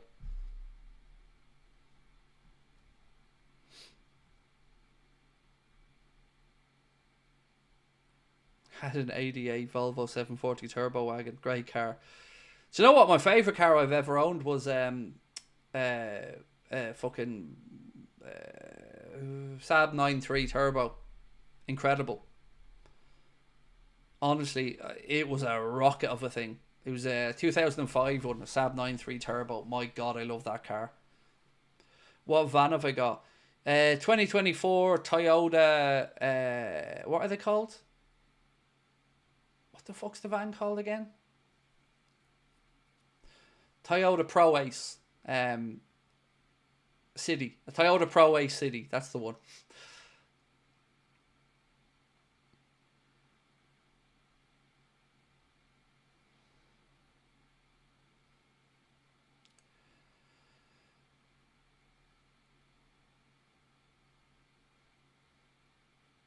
Free kick right on the edge of the box. My van has a sticker on it that says Only Vans. I'm not even joking. It does. There's a sticker on the back of it that says Only Vans with the OnlyFans looking logo.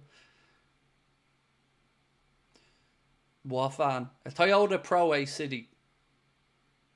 It's a small little, tiny little yoke. It's only a 1.5 diesel. Saab 9.3 considered a classic these days. Honestly, so much fun driving that car. It was, I loved it. I absolutely loved it.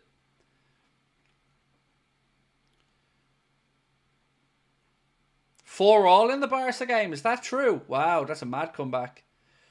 If that's true, is it? 4 all? That's nuts.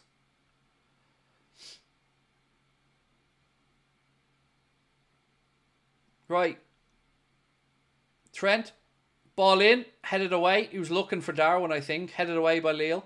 It's back with Costas now.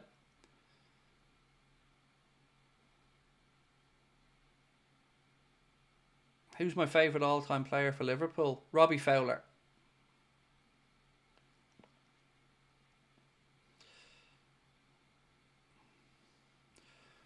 Toyotas are really reliable, right? I hope so. I'm not, you know, I know I've owned a lot of cars, but that's because I've bought and sold a lot of them to try and make a few quid over the years. But the mechanic side of it, I'm not your guy.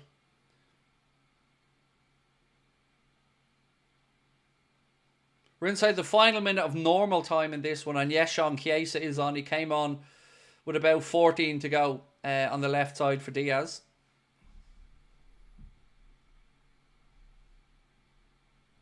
Still top though. If they draw and we win, it's done. We're already top. Barca need to find a winner to have a chance to finish top. Danny, no homo, but love you, Craig. Love you too, bro. All of you. Thank you. Appreciate your support.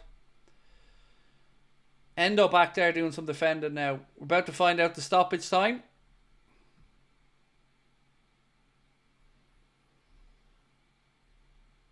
Mutz, 1 second, bro.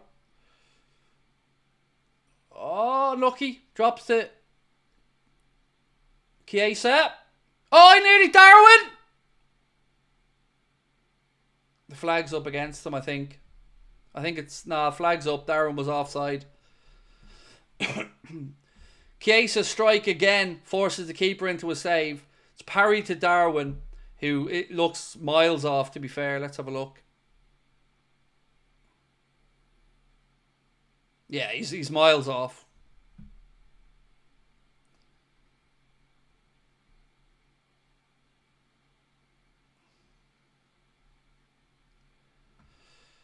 Anyway, sorry, to the super chat. Hey Craig, how are you? Song for Chiesa. Billy Joel, we didn't start the fire. Federico Chiesa, he was born near the Mediterranean and now lives on Merseyside, and so on and so on. Yeah, I'm not going to be singing on that one, bro. That's too complicated for me. But thank you. Much say what you see. Always appreciate your comments, bro. Salah now.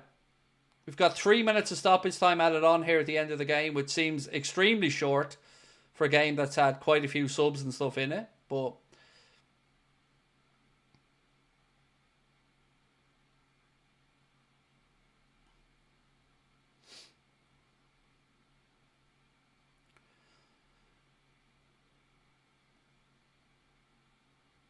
Lille still looking to get forward here and attack, even down to 10. Cross in, Ali comes and claims it. Fairly straightforward for big man. Craig, I love the way you celebrate a goal, a man after my own heart. Oh, you got it, man. You got to enjoy them.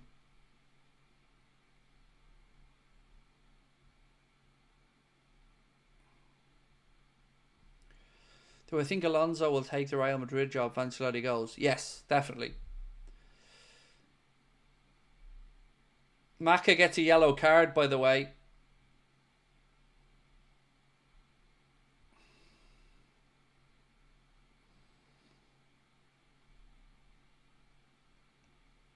Endo, he's clattered into. Lille win the ball back high upfield. Again, look at the bodies they're getting full. Well done, Jarell Quansah. Quansah steps across, makes the block.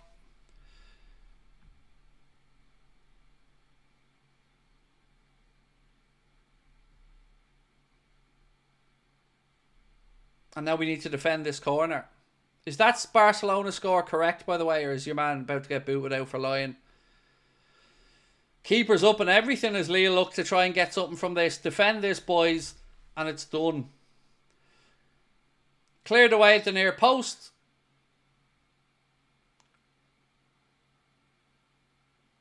And that should be that.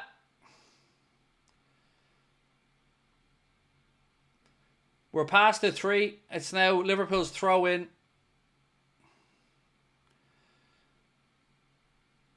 And this should be this. And Liverpool should stay perfect. Oh, referee, fuck off. He's coming across to give Elliott a yellow for throwing the ball to Trent to take the throw in. It's just silly yellow. Just throw it long upfield, Trent. Long upfield, mate. No going backwards or sideways. Upfield. Good man.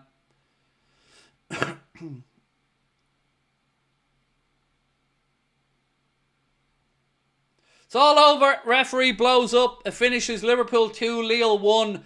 And if that result stays the same in Barcelona, Liverpool are confirmed as top of the Champions League format. Well, we are top as of now, no matter what happens. 7 wins from 7. Perfect. Another victory for the Reds.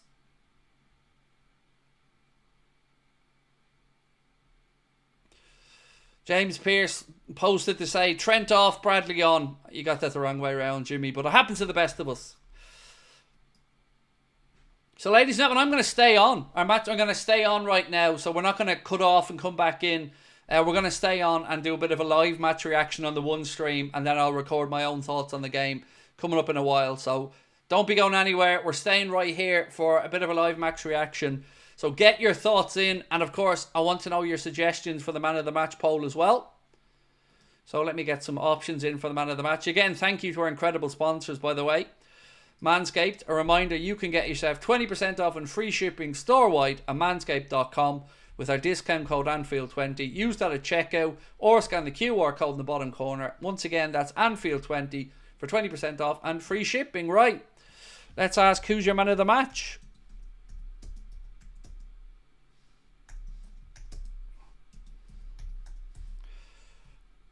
Right, so give me some suggestions for man of the match, folks. I feel like who played brilliant? I think Diaz should be in there. So I'm putting Diaz in. Let's throw a little bit of Darwin in as well. I thought he was good. Quansah's a good shout. He definitely deserves to be in there.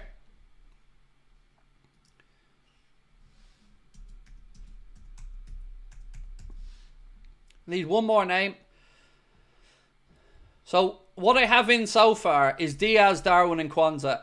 They're the 4 I have, or 3 I have in so far. Need one more name.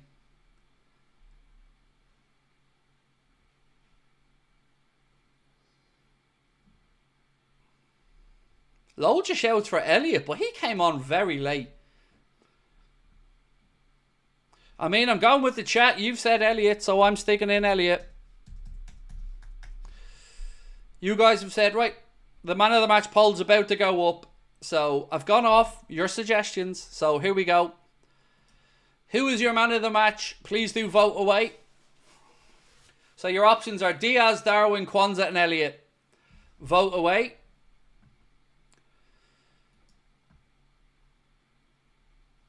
Again, that ends Lille's, I think, was it 21, 22 game unbeaten streak. And Darwin and Jonathan David, I think, swapping shirts there. Or at least Darwin and somebody was swapping shirts. Let me just... I want to read through your comments because I'm going to record my match reaction. So I want to get through your comments. Mike said, my perfect scenario, David scores and Liverpool win. He's a Canadian, we should point that out.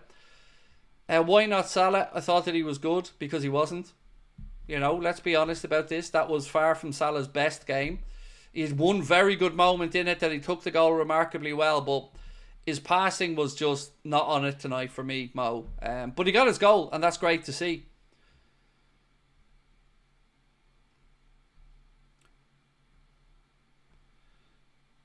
Elliott with a massive impact, but Costas was class all game, said Tyler.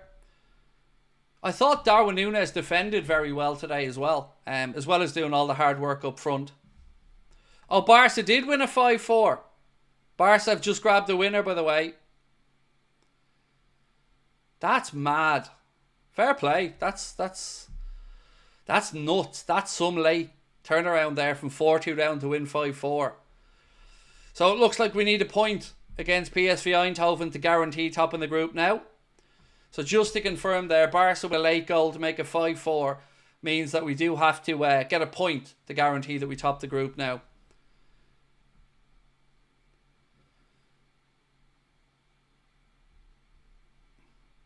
They added an extra minute and a half, which is ridiculous, said King's 7th. I've no idea on that game, mate. I've only been getting score updates from the chat, so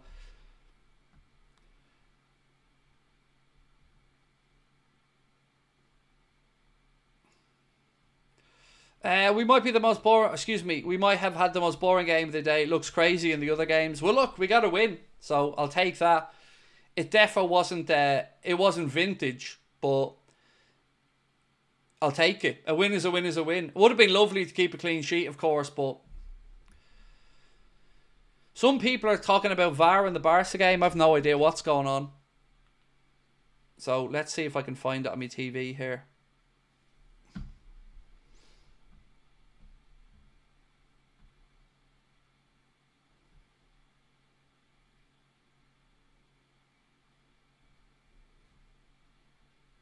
Ref's going to have a look at something, I think. I have the Barca game on here in the background.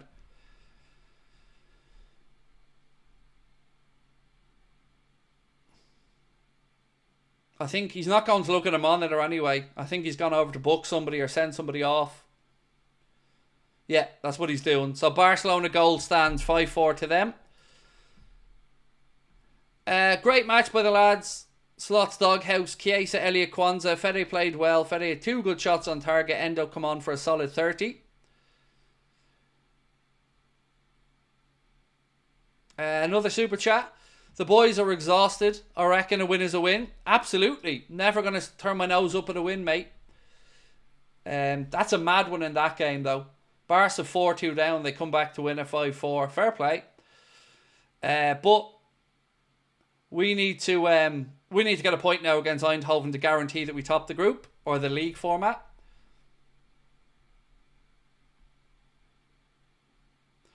So Barca's game's just ended and it's finished 5-4 to Barcelona in a crazy game. Eddie Cox Wilkins said, would you start Darwin on Saturday? Yes, I would. I would, mate, because Jota's out, so I would. I'd say I'd probably keep the same front three, in all honesty. I don't mind if he puts Gakpo on the left either, to be honest, but I would go Salah on the right, Darwin through the middle. I wouldn't mind seeing Chiesa on the right, but I don't think we're going to get him starting just yet.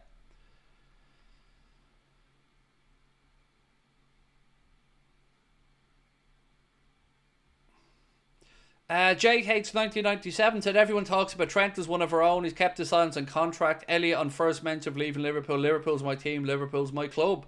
Yep. And how lovely is it to hear stuff like that as well. Right, so the man of the match poll is open, by the way, so do get your votes in. The option, and it's a close enough one, this one. Diaz, Darwin, Kwanzaa, Elliott are your options.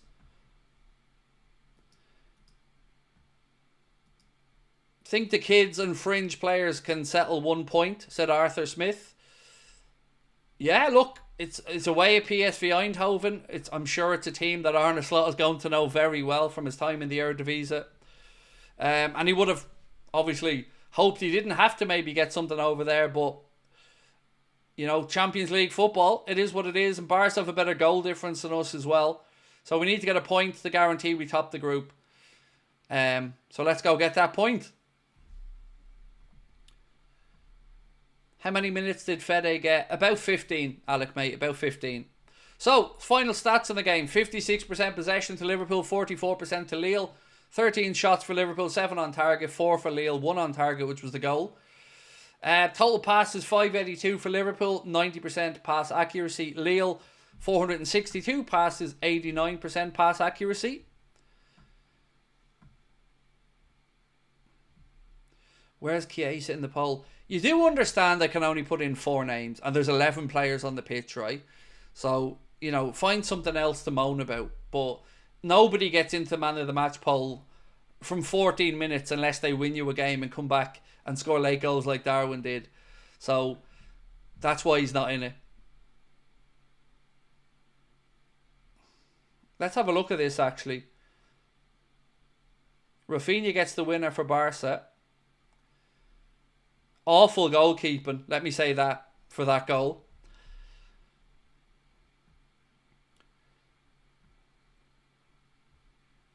What a crazy and amazing Champions League day, said Mike. Michael Griffin said Chiesa, 2 great shots on goal. I mean, great. 2 shots on goal, mate. Look, we all want him to do well. And he did do very well when he came on. And you're right, he did have 2 shots on goal. And he looks lively. And it's great. And I hope Arne feels like he can trust him a bit more and give him more minutes.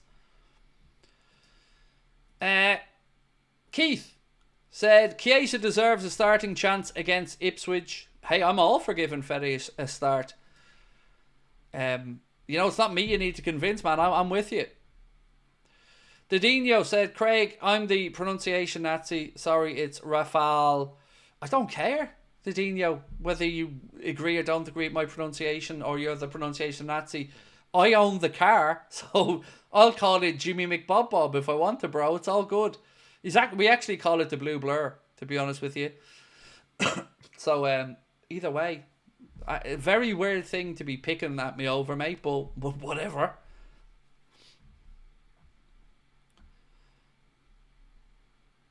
Slot thankfully does not listen to our advice. Reason we're top. Yeah, probably right, mate. Probably right.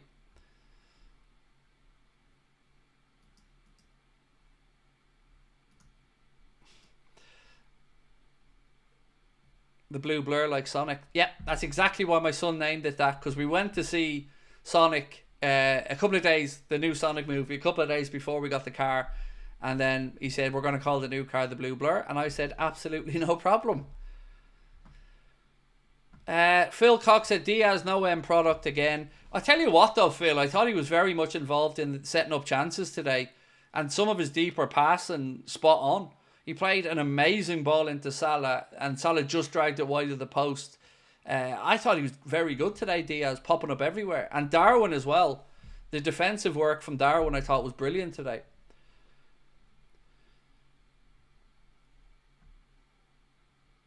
Shame Rio can't play in these Champions League games. It's probably a little bit too early for him, to be fair, to be pushing into first team squads just yet. Whereas the player ratings, well, 1, I never do them this early, so I don't know what you're on about. And 2, there is none today, as I've explained many times. So today we're staying on, and then I'm going to record a match reaction, and then I'm going to record the news video. We've no player rating today because Connor isn't available. He's at the game, so it's just me holding fort today, and I can't do that side of stuff without Connor in. So unfortunately, that's why there's no link there today, but they will be back for the next game. I explained at the start, but I understand everybody isn't in when we start the stream. Again, Didinho, no problem with it, mate. I don't understand. I'm still going to call it what I'm going to call it, mate. You know there's nothing but love between me and you. But, yeah, it is what it is, man. No problem with it. Craig, mate, I thought Diaz did more, or excuse me, I thought Chiesa did more than Diaz in a short time on the pitch. Now, this isn't a science, so I'm absolutely open to maybe a player's in there that shouldn't be, or vice versa. Usually we run these things and we've got some stuff to compare it to get the 4 players for the man of the match poll. But today I'm flying solo, and I did what I thought was best by putting the names in. And I personally thought Diaz had a good game.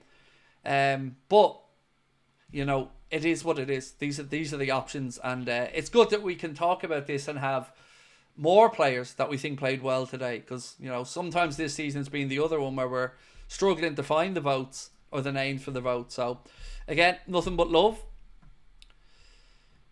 Thoughts on David to Liverpool on a free after that game?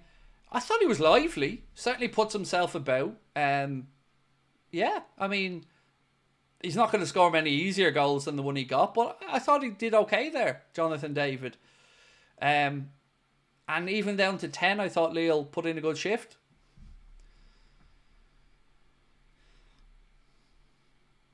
My name Cram said, shocked Salah stayed on for the full game. Not that he played bad, but the man needs a rest. I agree. 100% agree with you. I would have been taking Salah off to bring Chiesa on, as you've said, just to give him a bit of a breather. Because if he keeps playing so many games, it will catch up with him a little bit. So I totally get where you're coming from. I've seen people online abuse Núñez for that performance. I thought he was good. He was good. And although he didn't get himself a goal today, that was a very, very good performance from Darwin Núñez. And he worked his backside off. And he was making challenges and winning balls back in our own half. I thought he put in a very, very good performance. Personally, you know. But I think people often accuse me of having agendas against players. And I don't. But there are some people that have. I'm not. If somebody plays well, even when I've criticised them before, I'll say, wow, that was great. But some people just have this thing in their mind with a player and never give them credit. I'm probably closest to that with Curtis Jones, to be honest, because I find more times I'm left disappointed in Jones than happy. But today is an example. Costas did well. I thought Kwanzaa will definitely take some confidence from that one. Came in. I thought he defended well. And yeah, I hope he builds some confidence from it, because I thought it was a good performance from the young man.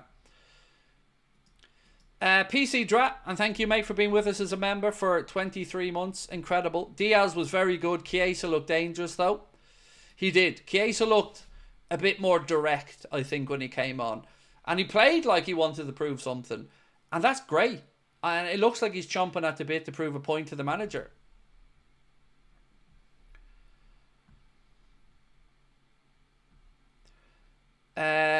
Batim said, Elliot and Chiesa brilliant. Craig, do you think Lucho got injured? Not that I'm aware of.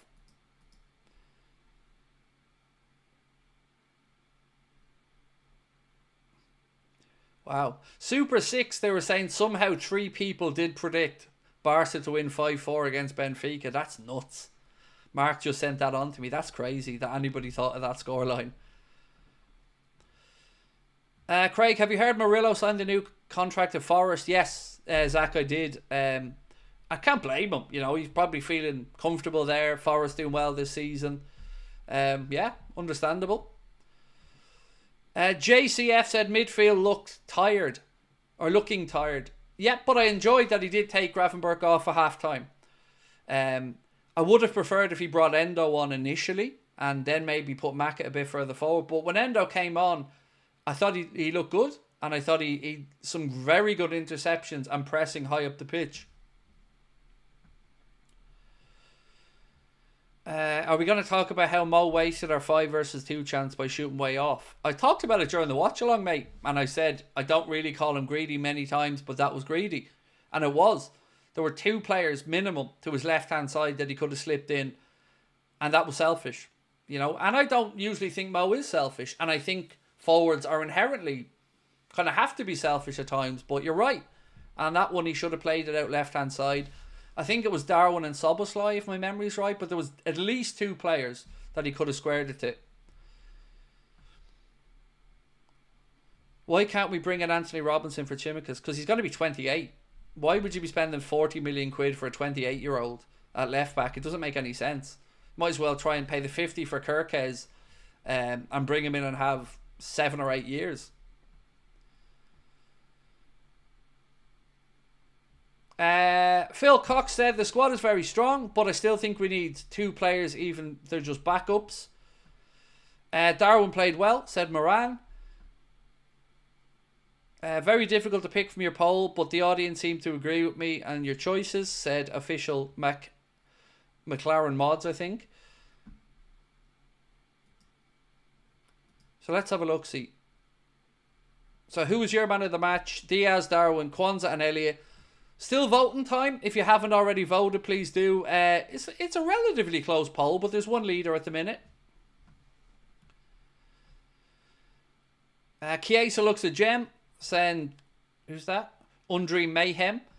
How was the game? Said Troy King. It was okay. It was yeah, okay. I thought we played well. I'd rather we didn't give up the goal, to be honest with you. But apart from that, I thought Lille came and made a good account of themselves, even down to 10 men. Lille always looked like they were dangerous. They certainly get and commit bodies forward, and you can see where they were on the win streak that they are.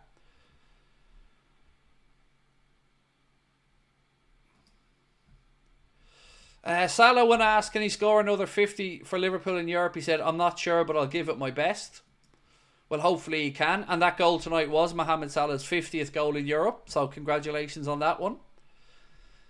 Tin said, Elliott amazing pressing and mid-range passing. Great for low blocks. Terrific. Nomad said, Chiesa's footwork, really, really good to watch. Rest Salah against Ipswich. You know, I think many of us would say Mo could do with a rest, but the likelihood, we've not seen any indication from Arne that he's going to rest him. Would I rest him against Ipswich? No, probably not. You know, it's Tuesday now, so we've got Wednesday, Thursday, Friday, Saturday when we play. 4 days. You know, no, I think play him, but I'm going to be honest and say I want more from Mo. You know, he got himself a goal today. Maybe could have had another one or two. Certainly could have had an assist if he had squared the right ball. So as much as he scored, I do think his performance wasn't at his own high standard. So I do want to see a little bit more from him. Other than the goal, which sounds counterintuitive, I know. But I just felt today even his range of passing wasn't as good as it normally is, or he wasn't as sharp as he normally was.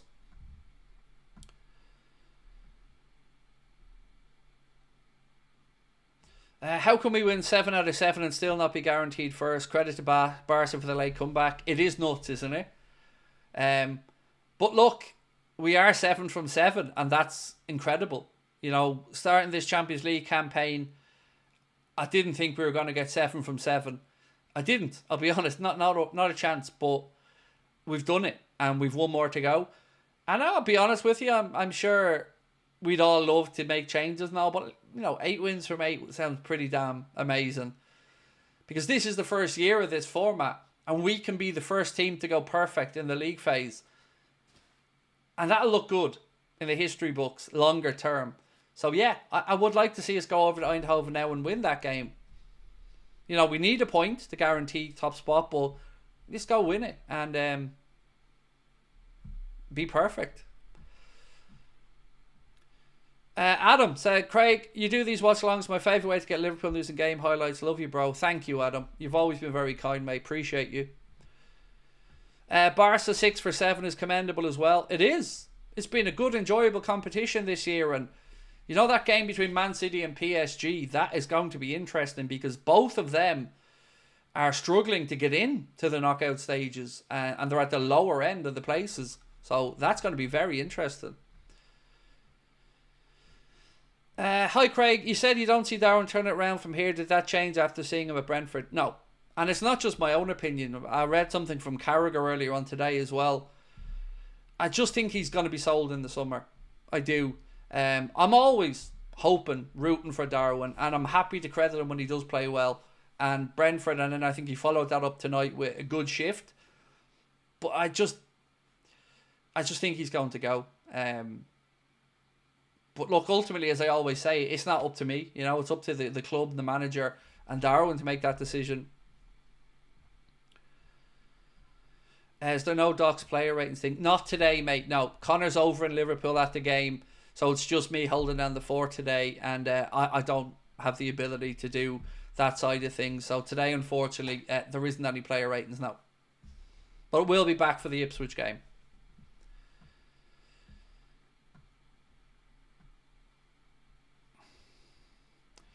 How were Barca carried? I didn't see the match. I no idea. Like, they were 4-2 down. They came back and won it 5-4. But I didn't watch the game either, so I've got no idea. Mark said yes, and I agree, Mark. It is a must-win for both PSG and City, and I'll be an interested observer tomorrow.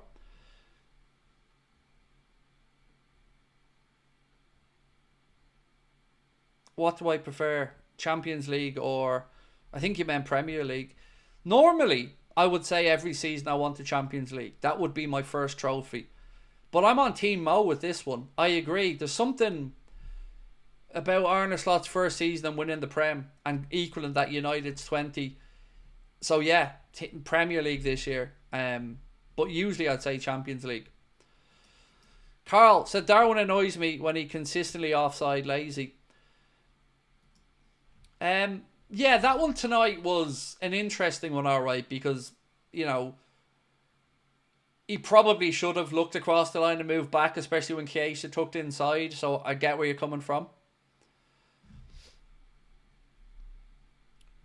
Have you checked him by Cecic? Just watched some of his highlights and he's cooking. He's a great player, and I've always had a lot of hope for Stefan. When he came through initially, I thought he looked very accomplished. Comes from a good footballing family with a good grounding. And yeah, it's certainly going to be interesting to see his development, and if he does get back in and Arne thinks that maybe he's that extra midfielder we were speaking about.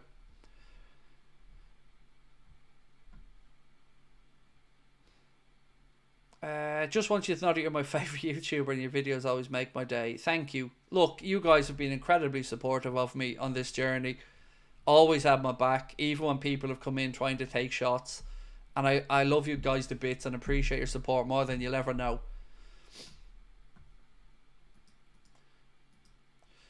So let's have a look then. Man of the match poll. I think we can call it now because there's been over 3,000 votes and there's a good, 12% difference. I don't think it's going to be caught back in. So your Anfield Agenda man of the match, as voted for by you guys, was Mr. Harvey Elliott with 35% of the more than 3,200 votes. Second place was Darwin Núñez with 23%.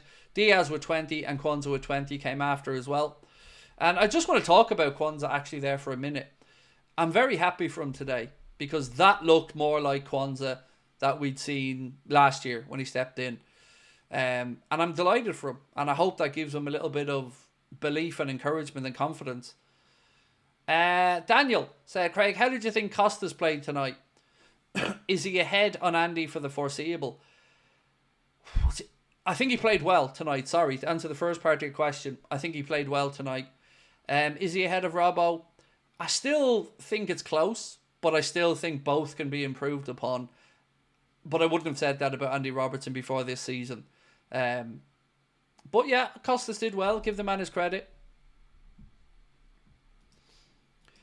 Stargirl said, although Liverpool was not at their best, I actually thought Lille were pretty good. Very organised in the middle, even going down to 10. I agree. And I think most of the chat would agree as well.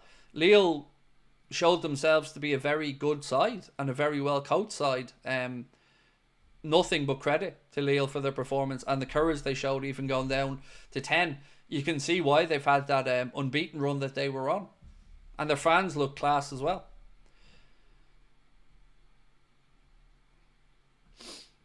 How can Núñez be rated second highest man of the match and Sky gave him the lowest of the team? I don't know. I mean, I've watched and I've called out some of the Sky ratings, by the way, for players over the years where they've been shocking. And I wondered whether even watching the game, but I don't know, man. You know, it's what you like, isn't it? And we all see these things differently. Some people use statistics to look at their man of the match. Some people work off the eye test. Some people work off emotion. I don't know. It's not an exact science, is it? How come the match reactions, or excuse me, how come the watch along still gone? There isn't a match reaction one. As I've explained, Connor's not here today. So it's just me, and I'm going to record my own thoughts on the match reaction that's going to be coming out in a while. I'm just extending the watch along to give people a chance to vote for the man of the match and stuff like that. So yeah, it's just to do with not having somebody behind the scenes able to schedule things and change stream keys and stuff like that. But it'll be back to normal on Saturday.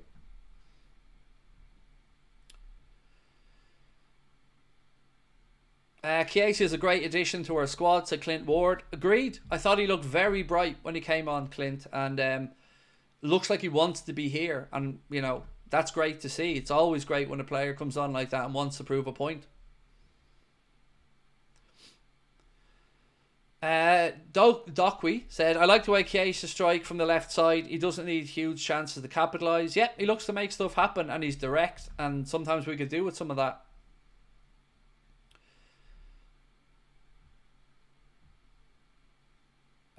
Who are we likely to face if we top the group? Teams that finish 13th, 14th, 15th or 16th, I think. It depends, though, on how the playoff round goes. So, if the playoff round, let's say, goes away that there's a shock or something in it, we may end up with a different opponent than we expected. But we'll get a better look at this after the last game when we know every position, because you can map out your path all the way to the final after the league format. So there's no draws anymore. It's all mapped out now, and you can see the route right the way through once the league format's finished. And the playoffs are finished.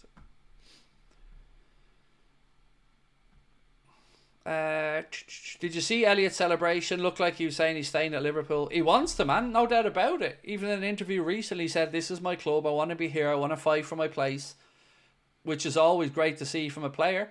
Also said he was speaking to the manager, asking what he maybe needs to do differently, what he needs to work on. I love him. I love his attitude. And again, little mention for Endo today as well, who came into the game and I thought certainly did what the manager would have wanted him to. Really good high press from Endo, winning some crunching challenges deep into the Lille half at times. There's very few things to be critical of tonight. It was a good high level game of football. Maybe not the most exciting one you're ever going to see, but two very well coached sides.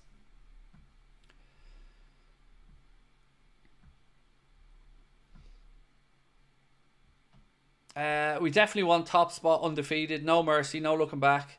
Get for Klopp's legacy and Slot's new horizon. Yeah, especially Adam, first year in the Champions League with the new format. It would be lovely to be the first team to go perfect in it, because nobody else can ever have that honour. And we're the only one that's possible.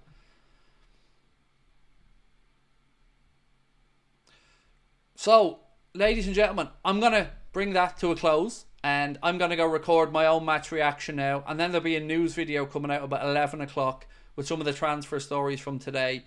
So thank you all for coming in and joining us again. Thank you to our sponsors, Manscaped.